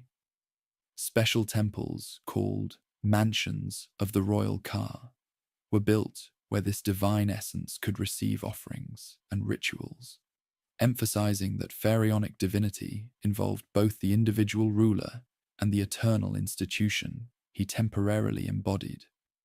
The divine nature of kingship created theological challenges when historical realities diverged from the ideal. Female rulers, like Hatshepsut, had to be depicted with masculine attributes in official art despite their biological sex, as the living Horus was conceptualized as male. Foreign conquerors, who became pharaohs, like the Hyksos or later Persians, needed to adopt Egyptian royal iconography and theology to legitimize their rule. Even periods of civil war or divided kingship required complex theological explanations, often presented as recapitulations of the Horus-Set conflict, requiring eventual restoration of proper order. Perhaps the most dramatic theological challenge came during Akhenaten's religious revolution, when traditional conceptions of divine kingship were radically transformed. While traditional pharaohs functioned as intermediaries between humanity and multiple deities, Akhenaten claimed unique access to the Aten, solar disk, positioning himself as the sole interpreter of divine will. His revolutionary theology made the king and his family the only channel through which divine blessing could flow, creating an unprecedented concentration of religious and political power. This theological innovation proved unsustainable, collapsing after his death with a forceful return to traditional concepts of divine kingship. Despite such periods of innovation or disruption, the fundamental concept of pharaonic divinity remained remarkably stable across 3 millennia. Even during the late period, when Egypt faced repeated foreign domination, the theological framework persisted. Greek Ptolemaic rulers adopted Egyptian royal regalia and religious duties, while even Roman emperors were depicted on temple walls in traditional pharaonic garb performing essential rituals. The theological necessity of divine kingship for cosmic maintenance made abandoning the concept unthinkable, regardless of political realities. For ordinary Egyptians, the pharaoh's divine nature didn't translate into freedom from criticism or absolute power. The concept of Ma'at constrained legitimate royal authority within ethical boundaries. Wisdom texts advised kings on proper governance, while pessimistic literature from periods of instability openly criticized rulers who failed their divine responsibilities. The ideal divine king governed justly, maintained Ma'at, defended Egypt from chaos, and ensured divine favor manifested as abundance and security. A pharaoh who failed these expectations might still claim divine status, but was understood to be failing his cosmic function. The pharaoh's divinity made him not just Egypt's ruler, but its chief priest, cosmic maintainer, and living embodiment of proper order. Through the king, the realm of the gods and the human world remained connected, with divine blessing flowing through the pharaoh to sustain creation. This theological framework provided remarkable stability for one of history's longest-lasting political institutions, allowing Egyptian kingship to absorb tremendous historical changes while maintaining its essential character and legitimizing function across the millennia. Beyond the majestic gods and goddesses who dominated Egyptian religious life, existed a shadow realm populated by extraordinary beings, formidable monsters, and supernatural entities that embodied the more dangerous and chaotic aspects of the cosmos. These creatures, some terrifying, others protective, many ambivalent, played crucial roles in Egyptian mythology, representing forces that threatened cosmic order or paradoxically helped maintain it.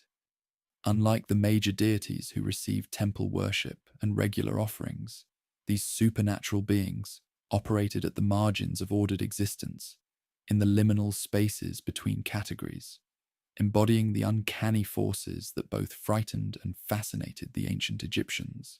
Most fearsome among these entities was Apophis, also called Apep, the gigantic serpent who represented absolute chaos and non-existence. Unlike Set, who embodied necessary but dangerous natural forces like storms and desert heat, Apophis represented ante-creation itself, the primordial nothingness that threatened to dissolve all existence back into undifferentiated chaos. Described as a serpent of many coils, measuring as long as the underworld itself, Apophis attacked Ra's solar boat each night, attempting to swallow the sun and extinguish its life-giving light forever. What made Apophis particularly terrifying was his immortality.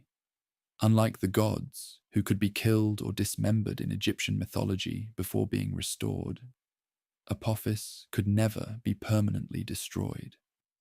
Each night, the serpent was speared, cut into pieces, burnt, or bound, only to regenerate for the next night's confrontation. This eternal antagonist represented entropy itself, the tendency of ordered systems to break down that required constant vigilance and effort to combat. The Egyptians performed ritual execrations against Apophis, symbolically destroying his image by stabbing wax effigies, trampling drawings of the serpent, or burning papyri bearing his name. Magical practices designed to assist Ra in his nightly battle against chaos. While Apophis threatened cosmic existence, Amit, the devourer of hearts, menaced individual immortality. This composite monster, depicted with the head of a crocodile, the front body of a lion, and the back body of a hippopotamus, combined Egypt's most dangerous animals into a single horrifying entity. Amit crouched beside the scales of judgment in the Hall of Two Truths, eagerly awaiting hearts that failed the weighing against Ma'at's feather.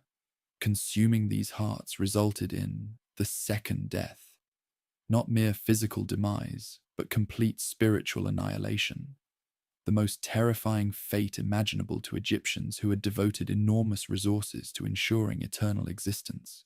Interestingly, despite her terrifying function, Amit was not considered evil or demonic in Egyptian theology. Rather, she performed a necessary cosmic function by eliminating those elements that threatened Ma'at through their ethical misconduct.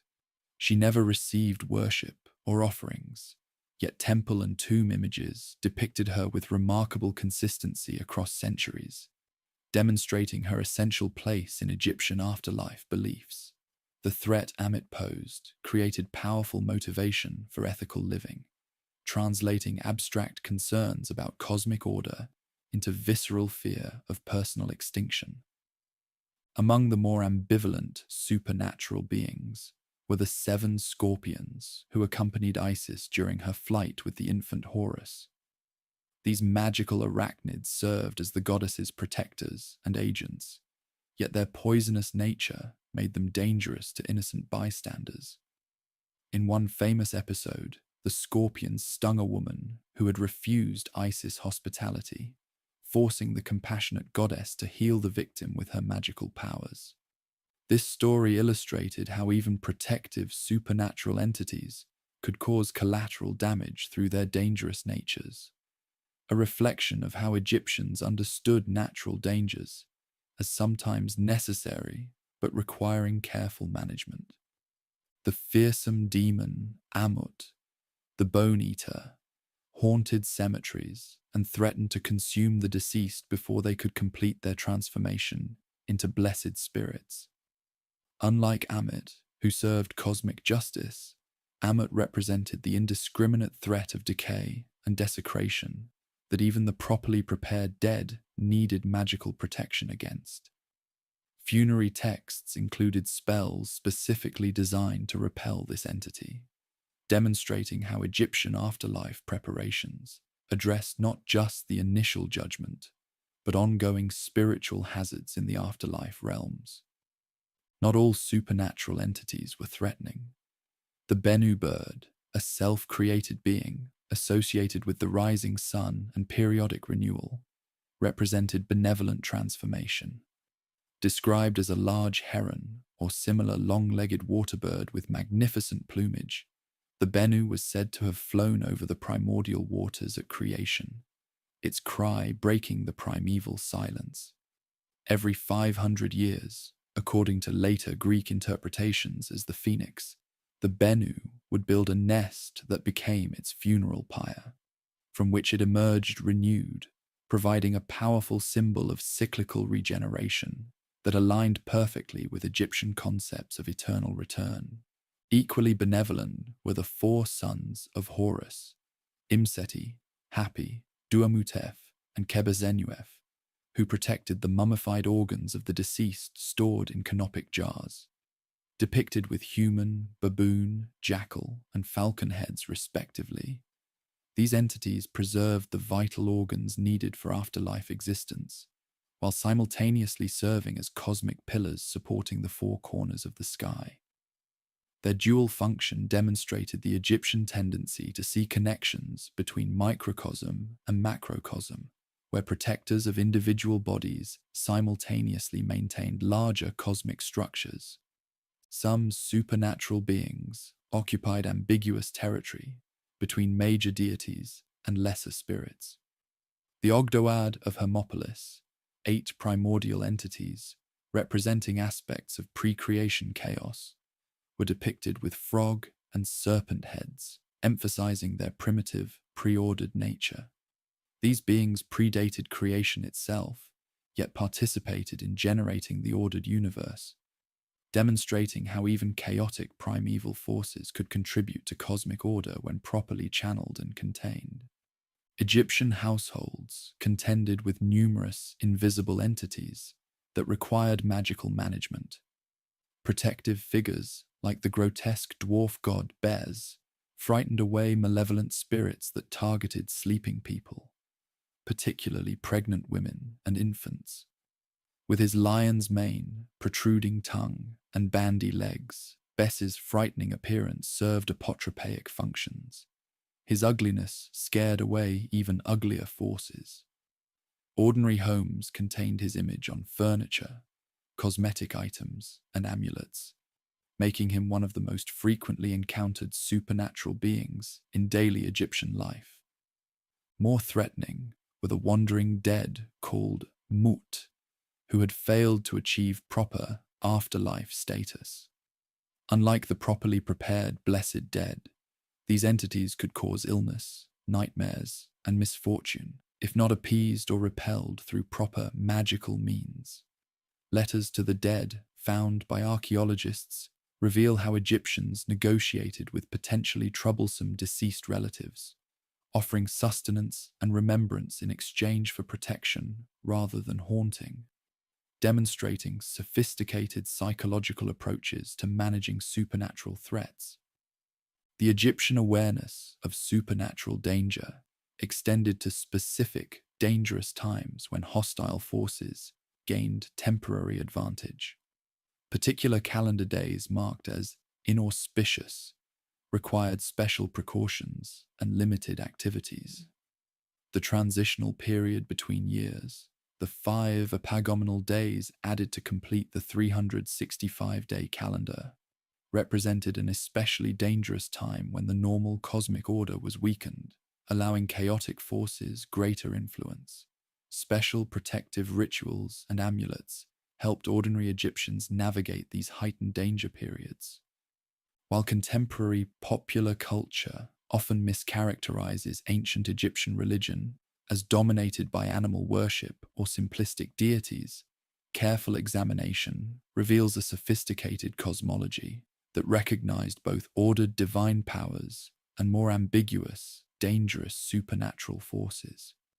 The Egyptians developed nuanced approaches to managing these entities, not merely fearing monsters, but integrating them into a comprehensive worldview where even threatening beings served necessary cosmic functions. Through ritual, magic, and ethical living, Egyptians navigated a world populated by forces beyond human control, creating a spiritual technology for maintaining order amid the ever-present threat of chaos. This complex supernatural ecology reflected the actual ecological conditions of ancient Egypt, where the narrow band of fertile land along the Nile existed in constant tension with the surrounding desert. Just as Egyptians maintained agricultural order through ceaseless irrigation and careful management of natural forces, they maintained cosmic order through proper ritual engagement with supernatural powers, both benevolent and dangerous. The monsters and extraordinary beings of Egyptian mythology weren't primitive imaginings, but sophisticated symbolic expressions of the precarious balance between order and chaos that defined Egyptian existence. In the fluid cosmology of ancient Egypt, boundaries between categories were permeable, identities were mutable, and reality itself could be manipulated through proper knowledge and ritual action.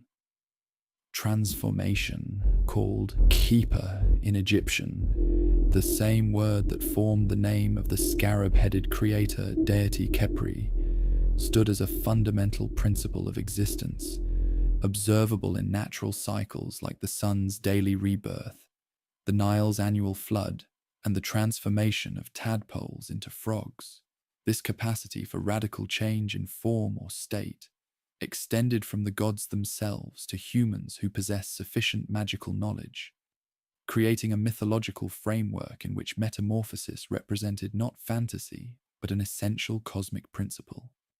The gods themselves provided the primary models of transformation. Ra changed form throughout his daily journey, appearing as Khepri in the morning, Ra at midday, and Etam in the evening, before transforming through various regenerative forms during his nocturnal underworld passage. The goddess Hathor could manifest as the nurturing celestial cow, or transform into the bloodthirsty lioness Sekhmet when circumstances required ferocity. Nut, the sky goddess, appeared variously as a woman arched over the earth, a celestial cow carrying the sun between her horns, or a sow devouring her piglets, the stars, each morning, only to rebirth them each evening. These divine transformations weren't understood as mere symbolic representations, but as actual metamorphoses that the gods underwent. In the contendings of Horus and Set, these deities engaged in a shape-shifting duel, with Horus becoming a hippopotamus and Set responding with appropriate counter-transformations. When Isis sought to learn Ra's secret name, she transformed a drop of the aging sun, God's drool, into a venomous serpent that bit him, forcing him to reveal his true name to receive healing. In countless other myths, deities transformed themselves or others as essential plot elements, demonstrating the fundamental Egyptian belief that form was mutable rather than fixed, even for the most powerful cosmic beings. The mythic principle of transformation extended to deceased humans seeking afterlife existence. The Egyptian Book of the Dead, more accurately called the Book of Coming Forth by Day, contained numerous spells enabling the deceased to transform into various creatures or entities. Spell 76 allowed transformation into a falcon, Spell 77 into a hawk, Spell 83 into a phoenix, Spell 84 into a heron, and others facilitated becoming a lotus, divine light, a god, or various other beneficial forms. These transformations weren't understood as symbolic, but as actual metamorphoses that the properly prepared deceased could undergo, allowing navigation of afterlife challenges through the adoption of appropriate forms. The magical concept of becoming extended beyond physical transformation to identity assimilation. Through proper ritual and recitation, a person could declare, "I am Osiris," or "I am Ra," and temporarily access the powers and protection of that deity.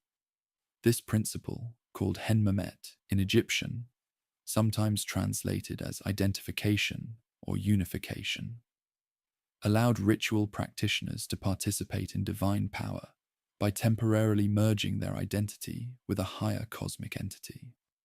During funerary rituals, for instance, the embalmer would declare, "I am Anubis," to access the divine knowledge necessary for proper mummification. This concept appears strikingly in the Egyptian understanding of images and statues. When properly activated through the opening of the mouth ceremony, a statue wasn't merely a representation of a person or deity, but became a valid receptacle for their kai, life force, capable of receiving offerings and providing blessings. The ritual transformed inert material into a living vessel, demonstrating the Egyptian belief that proper knowledge and ritual could fundamentally alter an object's metaphysical nature. Central to Egyptian concepts of transformation was the power of words and names. Unlike modern cultures that often treat names as arbitrary labels, Egyptians considered a name, Ren, to be an essential component of personal existence.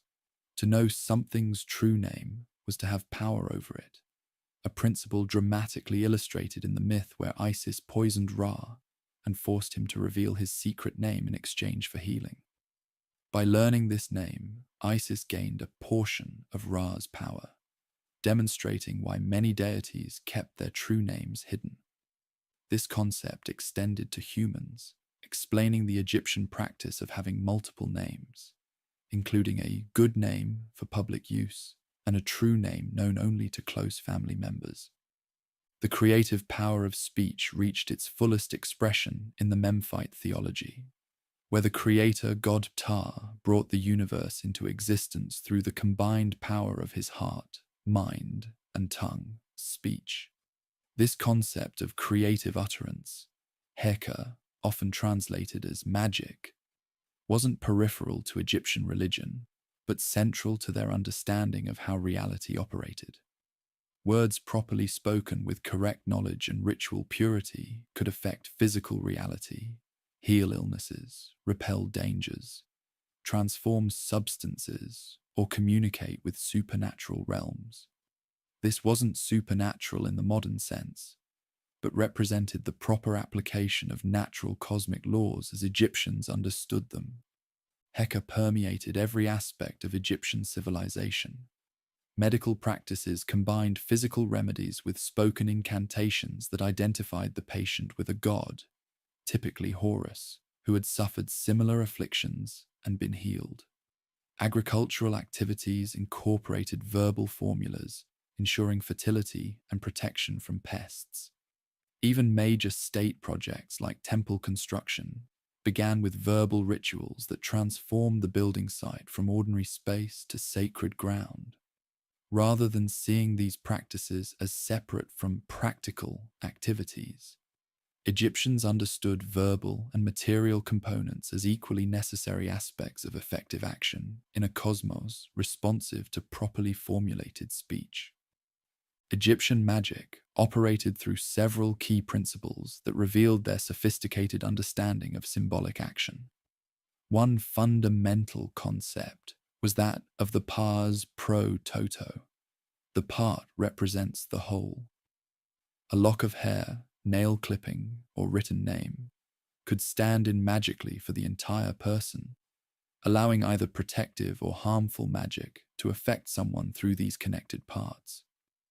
This principle explains why royal names were carefully guarded, why tomb images of dangerous creatures sometimes had their heads or legs removed to neutralize their power, and why substitution magic using wax figures could transfer illness from a patient to the destroyed surrogate. Another operational principle was sympathetic correspondence, the idea that things sharing qualities could affect each other across distances. Red substances like carnelian or jasper corresponded to blood and life force, making them effective in healing blood disorders. Images of the young sun god rising could facilitate the rejuvenation of the deceased. Words written in specific colored inks activated corresponding cosmic forces. These weren't arbitrary associations, but reflected the Egyptian understanding of a universe bound together by networks of sympathetic connection that ritual specialists could activate.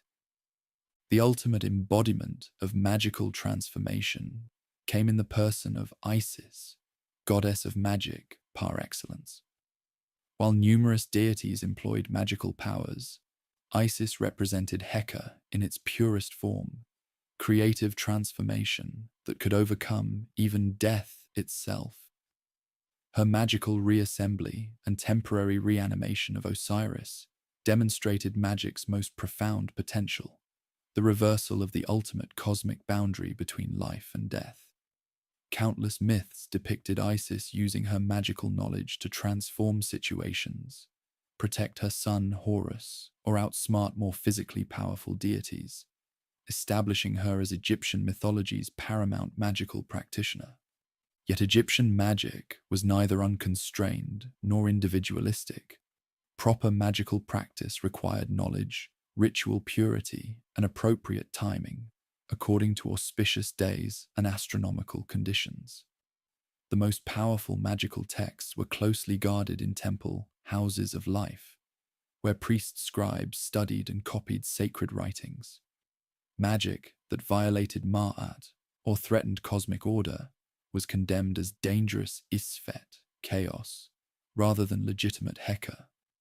Personal magical practice was expected to align with, not contravene, the fundamental cosmic order established by the gods.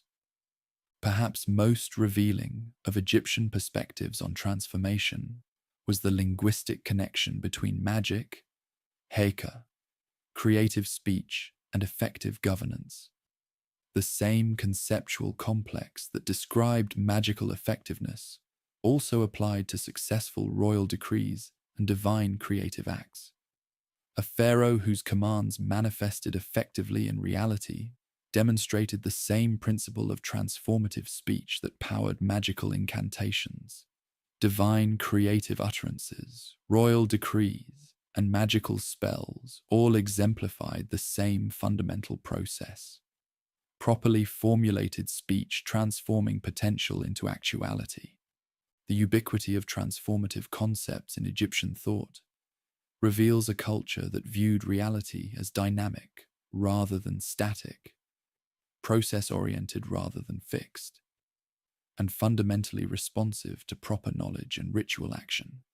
Their mythology wasn't merely a collection of stories, but a complex symbolic system expressing this fluid cosmology, where identities could merge, boundaries could be crossed, and even death itself could be overcome through proper application of the cosmic principles governing transformation. For 3 millennia, this transformative worldview provided Egyptians with a framework for understanding and interacting with a universe they experienced as both orderly and mutable, governed by knowable principles yet responsive to human ritual engagement. The mythology of ancient Egypt was neither monolithic nor static. Across its vast territory, stretching from Mediterranean shores to Nubian borders, and throughout its 3,000-year history, Egyptian religious concepts developed remarkable diversity while maintaining essential continuity. Regional theological traditions flourished alongside national cults, foreign deities were adopted and transformed, and gods merged or differentiated according to evolving cultural needs. This complex religious landscape reflected Egypt's unique political structure, a unified state that nevertheless preserved strong regional identities, and an isolated civilization that still engaged in cultural exchange with neighboring powers. Long before Egypt's political unification, around 3100 BCE, distinct regional religious traditions had developed in the various population centers along the Nile. Each nome, administrative district, maintained its own local deities, creation accounts, and religious practices that continued even after political centralization. Rather than suppressing these local traditions, the unified Egyptian state incorporated them into a comprehensive theological system that acknowledged these variations while establishing overarching religious frameworks that supported national unity. The contrast between Upper and Lower Egyptian religious traditions represented the most fundamental regional division. In the Nile Delta of Lower Egypt, where fertile marshlands and multiple river branches created a landscape of abundance, deities associated with moisture, fertility, and aquatic environments predominated. Goddesses played particularly prominent roles in Delta religion, with deities like Neith of Sais, Bastet of Bubastis, and Wadjet of Buto commanding significant cult centers. Lower Egyptian creation accounts often emphasized watery beginnings, and many Delta deities took symbolic forms as aquatic creatures or marsh-dwelling animals. In Upper Egypt, where the narrow Nile Valley was sharply delineated from surrounding deserts, different theological emphases emerged. Solar cults gained particular prominence, with Ra of Heliopolis and later Amun of Thebes becoming dominant male deities. Creation accounts from Upper Egypt more frequently emphasized the primeval mound emerging from chaos, reflecting the annual experience of land appearing from the receding flood. Desert edges and mountain ranges influenced Upper Egyptian religious iconography, with falcon gods associated with high places and deities related to mineral wealth achieving prominence. Even within these broader regions, individual cities developed distinctive theological systems. In Hermopolis, the Ogdoad of 8 primordial deities represented pre-creation chaos. In Memphis, the creator god Ptah brought the world into existence through intelligent speech. In Heliopolis, Atum emerged from primordial waters to generate the first divine pairs. In Thebes, Amun represented the hidden force behind all creation. Each city strove to position its local deity at the cosmic center, developing sophisticated theological arguments for their god's primacy, while simultaneously acknowledging the broader pantheon. These regional variations created potential theological conflicts that Egyptian priests resolved through several sophisticated intellectual strategies. The most important was syncretism, the merging of deities with similar functions or attributes into composite forms. Rather than competing, gods with similar domains could be combined. Amun of Thebes and Ra of Heliopolis merged as Amun-Ra. Ptah of Memphis and Sokar of the necropolis became Ptah-Sokar, while Hathor of Dendera assimilated aspects of numerous local goddesses. These syncretistic combinations weren't seen as eliminating the original deities, but as revealing deeper connections between divine manifestations. Another resolution strategy involved familial incorporation, where local gods were described as children, spouses, or aspects of nationally recognized deities.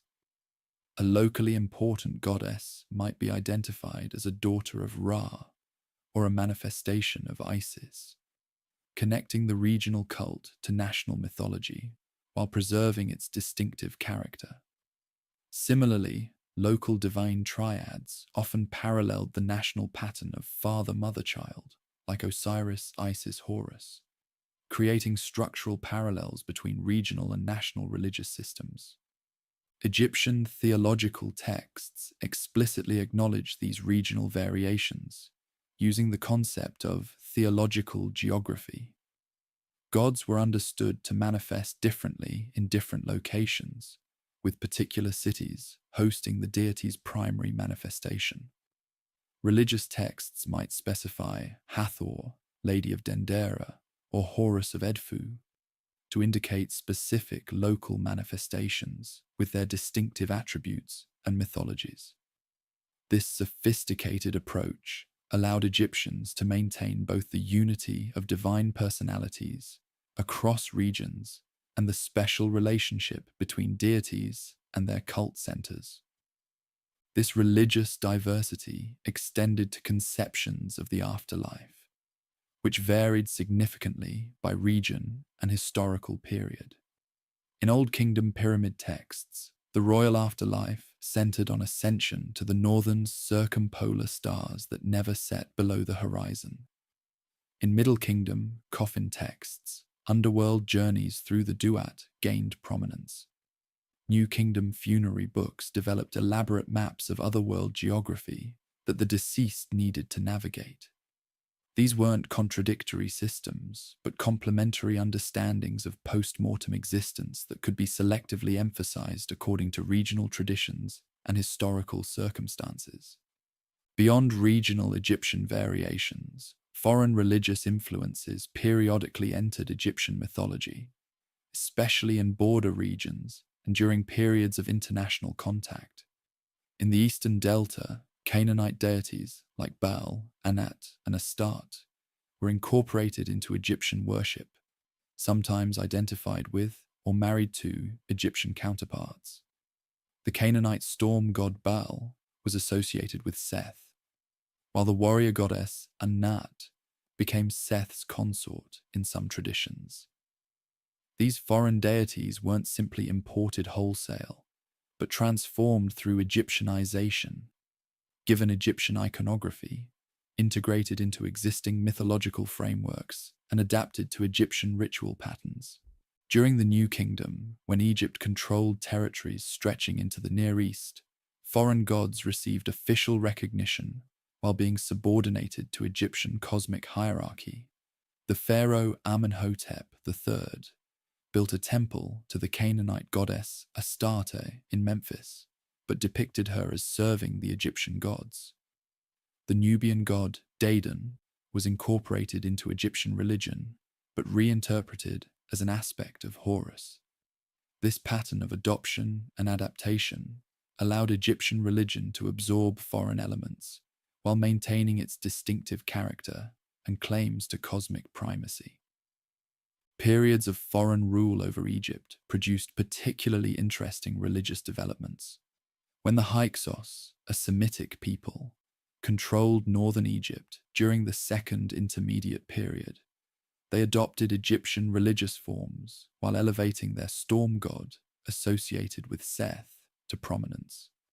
Later, Persian rulers presented themselves as traditional pharaohs, fulfilling Egyptian cosmic roles, despite maintaining their Zoroastrian beliefs. Most sophisticated were the Ptolemaic Greeks, who created hybrid deities like Serapis, combining Osiris and Apis with Greek Hades and Zeus to bridge Greek and Egyptian religious traditions. Throughout Egyptian history, these religious variations generated periodic attempts at theological systematization. The priests of Heliopolis organized diverse creator gods into generational sequences, positioning local deities within the framework of the Great Ennead. Theban priests later elevated Amun to transcendent status, while acknowledging other gods as his manifestations. During the New Kingdom, solar theology attempted to unify diverse traditions by describing all gods as aspects of the sun god. These theological projects never eliminated diversity, but created intellectual frameworks that could accommodate regional variations within coherent cosmic systems. The most radical attempt at religious unification came during Akhenaten's reign, circa 1353 to 1336 BCE. When this revolutionary pharaoh suppressed traditional cults in favor of exclusive worship of the Aten, the visible solar disk. Rejecting the rich mythological tradition and diverse pantheon, Akhenaten attempted to establish a radically simplified religion centered on the royal family's relationship with the sun. This experiment failed quickly after his death, with traditional cults rapidly restored, demonstrating how deeply embedded religious diversity was in Egyptian culture and how resistant it proved to imposed uniformity. What makes Egyptian religious diversity particularly remarkable is how it maintained fundamental theological continuity despite these variations. Across regions and historical periods, certain core concepts persisted.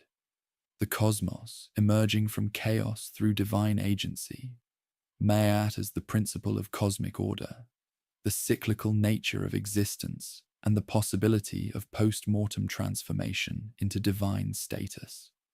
Regional traditions elaborated these concepts differently, but operated within a shared religious framework that supported both local expression and national cohesion. Egyptian religion thus achieved a remarkable balance between unity and diversity, establishing sufficient common ground for social cohesion while allowing for regional expression and historical evolution. Its capacity to incorporate foreign elements while maintaining distinctive Egyptian character enabled cultural longevity across changing historical circumstances. Rather than representing theological confusion, Egyptian religious diversity reflected a sophisticated intellectual approach that recognized how divine reality could manifest differently across space and time while maintaining essential coherence. A religious pluralism that valued both particular expressions and universal patterns within a complex mythological framework. For nearly 3,000 years, Egyptian mythology provided a remarkably stable framework for understanding existence, guiding one of history's longest-lasting civilizations through changing historical circumstances while maintaining essential cultural continuity. Yet even this enduring mythological system eventually faced decline, transformation, and apparent extinction. The story of how Egyptian mythology faded, yet paradoxically survived through cultural transmission and modern rediscovery, provides the final chapter in this epic mythological tradition, a tradition that continues to influence contemporary imagination, despite the millennia separating us from its original practitioners. The decline of Egyptian mythology occurred gradually over centuries, rather than through sudden collapse. During the late period, when Egypt faced repeated foreign invasions and political instability, traditional religion intensified rather than weakened. Archaic forms were revived, ancient texts recopied, and temple construction continued with renewed emphasis on historical authenticity. This archaizing trend represented a cultural response to external threats. By emphasizing their distinctive religious traditions, Egyptians maintained cultural identity even when political independence faltered. The Ptolemaic period following Alexander's conquest introduced new complexities. Greek rulers positioned themselves as traditional pharaohs, adopting Egyptian royal regalia and religious roles while simultaneously introducing Hellenic cultural elements. The resulting religious landscape featured both traditional Egyptian cults and innovative hybrid forms like the god Serapis, deliberately created to appeal to both Egyptian and Greek sensibilities. Major temples like those at Edfu, Dendera, and Philae were constructed or expanded during this period, their walls covered with traditional mythological scenes despite their relatively recent dates. Roman rule, beginning in 30 BCE, initially maintained this policy of religious respect, with emperors depicted on temple walls in pharaonic regalia performing traditional rites. Existing temples remained active religious centers, and Egyptian cults like that of Isis spread throughout the Roman Empire, demonstrating the continued vitality of Egyptian religious concepts, even as their homeland came under foreign domination. Egyptian priests maintained their traditional knowledge, hieroglyphic writing continued in religious contexts, and core mythological concepts remained intact despite increasing external pressures. The decisive challenge to traditional Egyptian religion came not from political changes, but from the spread of Christianity. By the 3rd century CE, Christian communities had established significant presence in Egypt, particularly in Alexandria and other urban centers. The new monotheistic faith directly challenged core Egyptian religious concepts, rejecting the worship of multiple deities, denouncing animal-headed gods as demonic, and offering a linear rather than cyclical view of time and salvation. Unlike previous foreign religious influences that had been incorporated into Egyptian frameworks, Christianity positioned itself as exclusively true, requiring the rejection of traditional practices. As Christianity gained imperial support in the 4th century CE, active suppression of traditional Egyptian religion intensified. In 391 CE, Emperor Theodosius I issued an edict prohibiting pagan worship throughout the Roman Empire. The Serapeum of Alexandria, a major temple complex, was destroyed by Christian mobs that same year, symbolizing the changing religious landscape. Temples were abandoned, converted to churches, or dismantled for building materials. Priests lost their state support and social status, while traditional religious knowledge became increasingly marginalized. The final outpost of traditional Egyptian religion stood at the southern border, on the island of Philae, near the first cataract of the Nile. Protected partly by its remote location and by agreements with Nubian tribes who continued to worship Isis, this temple remained active until approximately 550 CE, when Emperor Justinian finally ordered its closure. With this act, institutional worship of the Egyptian gods officially ended after more than 3 millennia of continuous practice, an extraordinary religious longevity matched by few other traditions in human history. Yet the formal end of temple worship didn't immediately erase Egyptian mythological concepts from popular consciousness. Folk practices incorporating elements of traditional religion persisted in rural areas for centuries, often blended with Christian elements.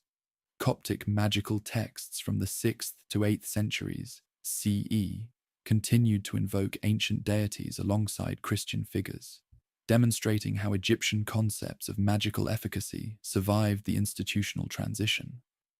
Even as Christianity became Egypt's dominant religion, cultural memory preserved aspects of traditional mythology through festivals that maintained their ancient timing while receiving Christian interpretation.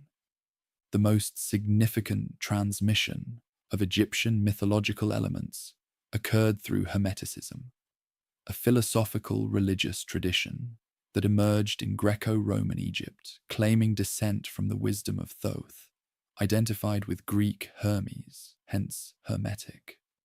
Texts like the Corpus Hermeticum preserved transformed aspects of Egyptian theological concepts, particularly regarding cosmic order, divine knowledge, and magical efficacy. These writings later influenced Renaissance European thought, ensuring that certain Egyptian concepts, albeit in highly modified form, continued influencing Western intellectual traditions long after hieroglyphics became unreadable. A more direct but misunderstood transmission occurred through classical authors like Plutarch, Diodorus Siculus, and Iamblichus, whose accounts of Egyptian religion preserved important mythological narratives, but interpreted them through Greek philosophical frameworks. Plutarch's On Isis and Osiris provided the most complete surviving account of this central Egyptian myth, but infused it with Platonic concepts foreign to original Egyptian understanding. These Hellenized interpretations became the primary source of knowledge about Egyptian mythology for Western thinkers until the 19th century, creating persistent misunderstandings that continue influencing popular conceptions. The decisive break in Egyptian mythological transmission came with the loss of hieroglyphic literacy. As traditional priesthoods disappeared, the ability to read hieroglyphics and consequently access original Egyptian religious texts vanished. The last dated hieroglyphic inscription comes from 394 CE, the last demotic from 452 CE. Without the ability to read original sources, direct knowledge of Egyptian mythology became inaccessible even to Egyptians themselves, who increasingly viewed the mysterious symbols on ancient monuments as magical rather than linguistic signs. For over a millennium, hieroglyphics remained unreadable, and Egyptian mythology existed primarily through classical second-hand accounts and increasingly fantastical medieval interpretations. Renaissance scholars became fascinated with hieroglyphics, but misunderstood them as purely symbolic rather than phonetic writing, creating elaborate but entirely incorrect translations based on symbolic guesswork. Egyptian mythology was remembered but profoundly misunderstood, reduced to fragmentary concepts divorced from their original context and meaning.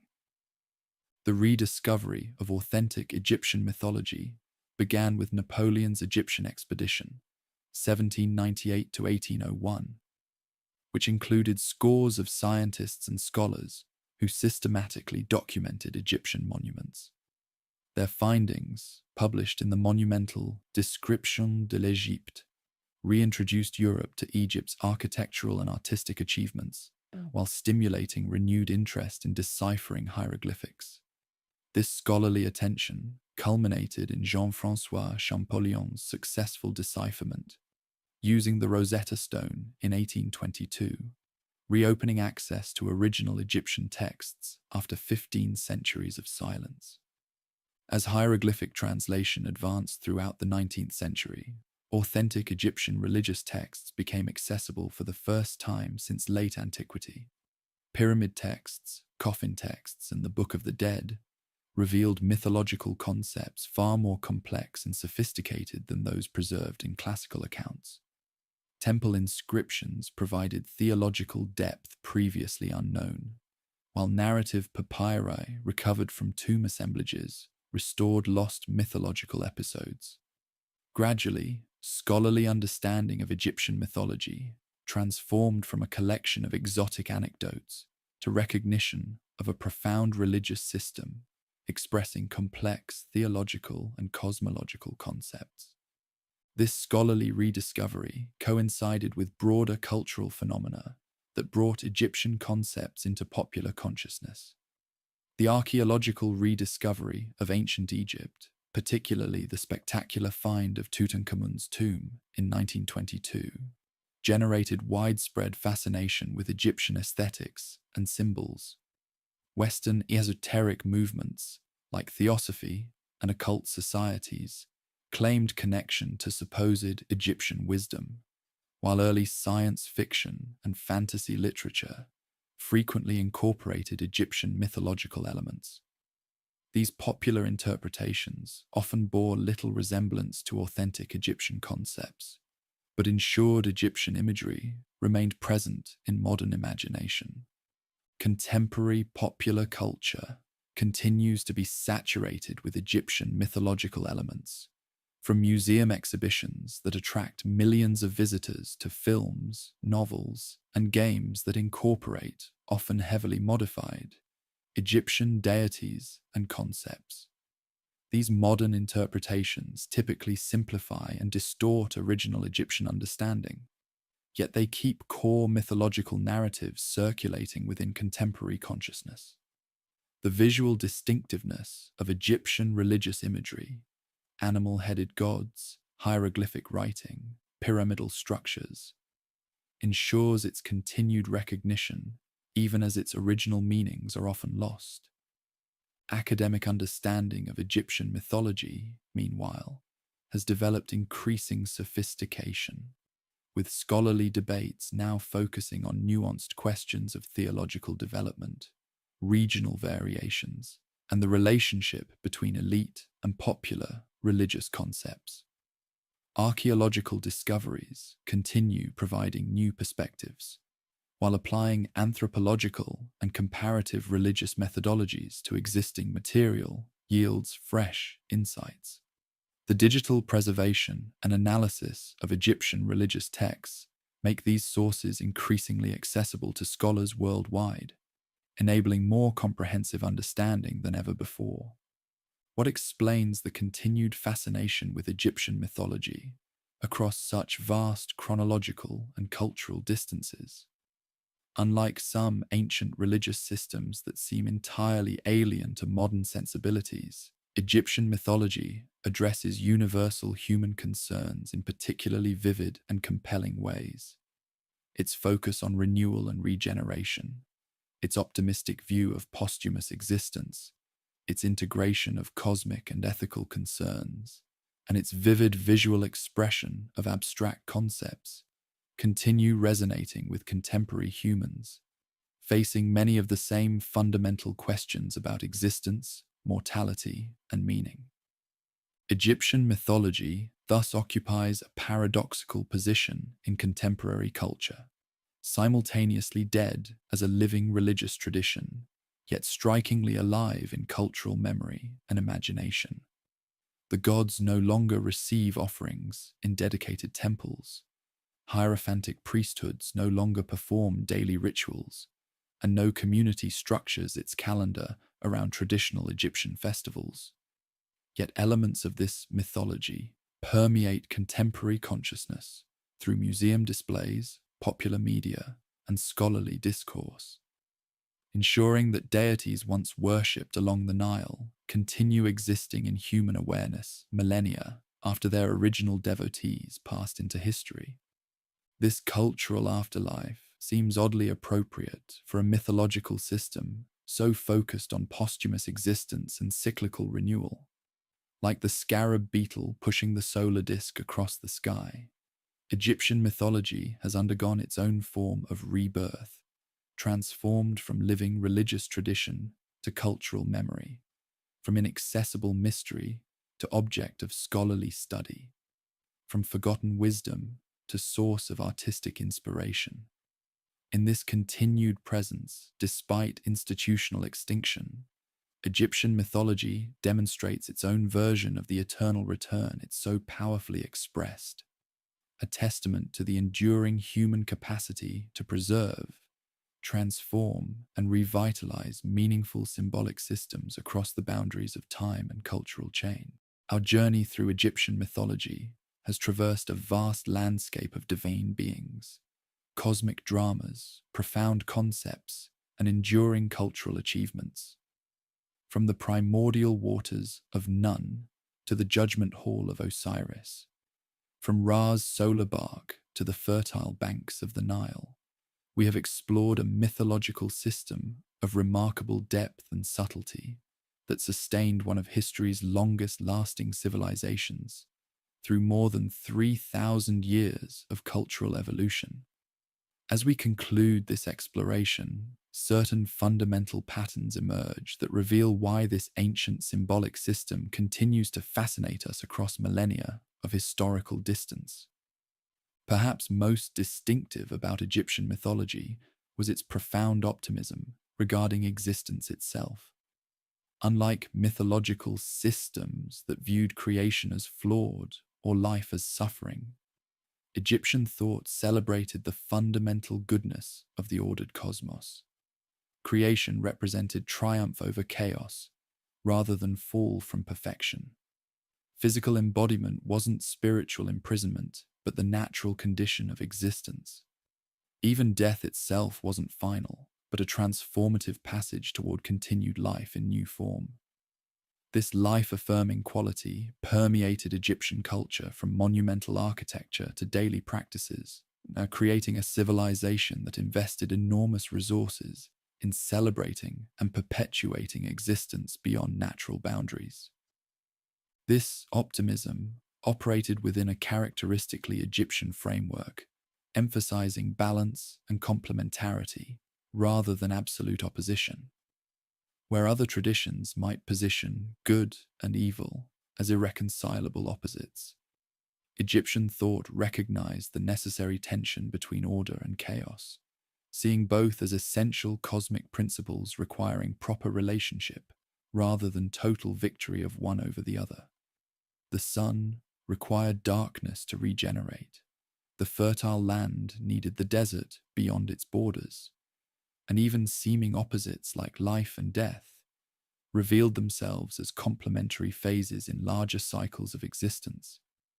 This nuanced perspective created a theological sophistication capable of addressing existence's complexity without reducing it to simplistic moral binaries. Egyptian mythology demonstrated remarkable capacity for both continuity and adaptation across changing historical circumstances. Core concepts established in pre-dynastic times remained recognizable into the Roman period, while specific expressions evolved to address new cultural contexts. This delicate balance between conservation and innovation allowed Egyptian civilization to maintain cultural coherence across enormous time spans while adapting to changing political, social, and intellectual conditions. The mythology was neither rigidly fixed nor chaotically reinvented, but organically developed within established frameworks, demonstrating how symbolic systems can evolve while maintaining essential identity. The Egyptian mythological world was characterized by multiplicity within unity, diverse perspectives and expressions operating within overarching cosmic patterns. Regional variations, theological schools, and historical developments created numerous interpretations of divine realities. Yet these weren't experienced as contradictory, but as complementary perspectives on truths too profound for singular expression. This intellectual approach created space for both popular devotion and sophisticated theological reflection within the same religious framework, allowing Egyptian mythology to simultaneously address cosmological questions and practical concerns across diverse social contexts. For all its apparent exoticism to modern eyes, Egyptian mythology addressed fundamentally human questions that remain relevant across cultural and temporal boundaries. How did the ordered world emerge from chaos? What cosmic patterns govern existence? How should humans relate to divine powers? What happens after death? How can we reconcile order and disruption, cycle and change, individual action and cosmic patterns? These essential questions receive distinctive Egyptian answers, expressed through culturally specific imagery. Yet the underlying concerns remain recognizable to contemporary humans, still grappling with mortality, meaning, and our place within larger patterns of existence. The visual distinctiveness of Egyptian mythological expression, animal-headed deities, hieroglyphic writing, monumental architecture, has ensured its continued recognition in cultural memory despite the extinction of its original religious practice. This powerful visual language communicated complex theological concepts through immediately recognizable symbolic forms, creating a mythological system particularly well-suited for transmission through artistic representation.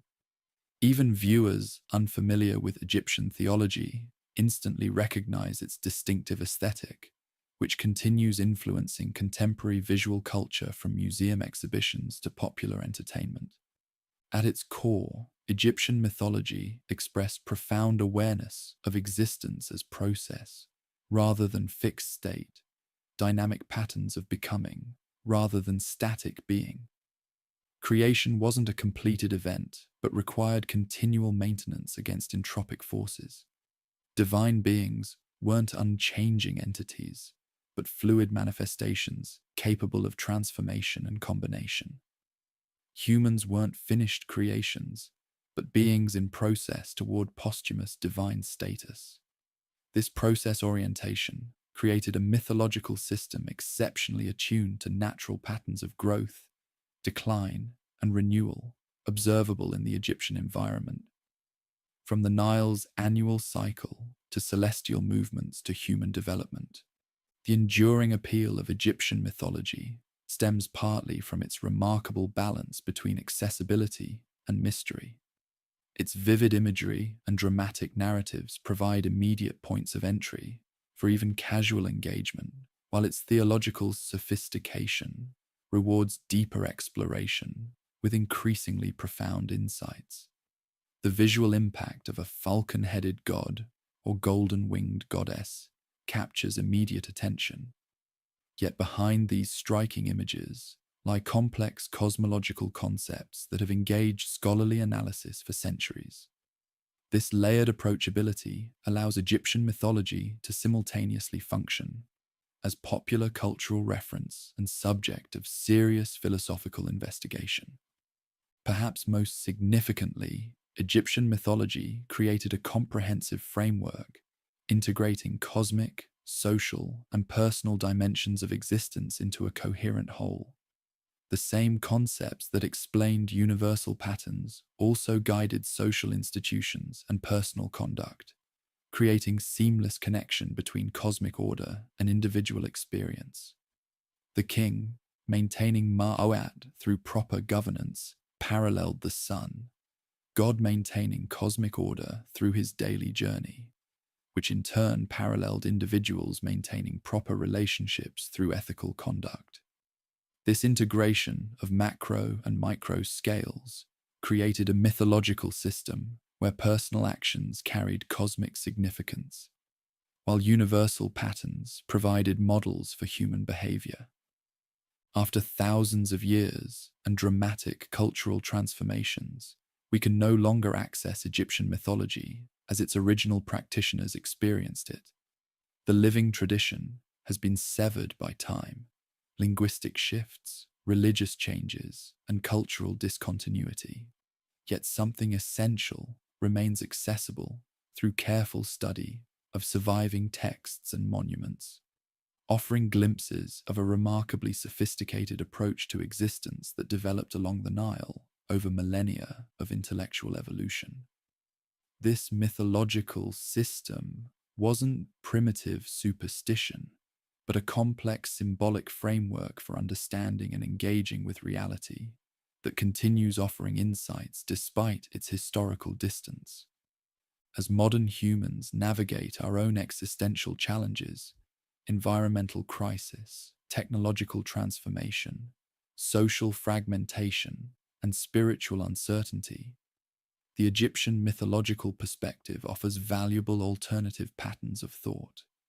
Its emphasis on cyclical renewal rather than linear progress, its recognition of necessary complementarity between apparent opposites, its integration of material and spiritual dimensions of existence, and its profound appreciation for continuity amid change provide conceptual resources for reimagining our relationship with time, nature, and cosmic patterns. While we cannot simply adopt ancient Egyptian perspectives in modern contexts, we can learn from their distinctive approach to perennial human questions. The gods of Egypt may no longer receive offerings in dedicated temples, but they continue existing in human consciousness, perpetuated through scholarly study, artistic representation, and cultural memory. This persistence across millennia suggests something essential about these symbolic expressions of cosmic forces and human experience, something that transcends their specific cultural context to address fundamental patterns of existence that remain relevant despite changed circumstances. Like the phoenix that the Egyptians called the Bennu bird, their mythology has undergone its own form of death and regeneration, transformed yet recognizable across the great distance of time. In the Egyptian understanding, to speak the name of the deceased was to help them continue existing beyond physical death. As we have spoken the names of Osiris and Isis, Ra and Hathor, Thoth and Anubis throughout this exploration, we have participated in this ancient practice of remembrance that defeats final extinction. Though their temples have fallen and their priesthoods dispersed, the gods of Egypt remain present in human awareness, testament to both the transience of specific religious institutions and the enduring power of mythological symbolism to express profound truths about existence that continue resonating across the boundaries of time, language, and cultural change.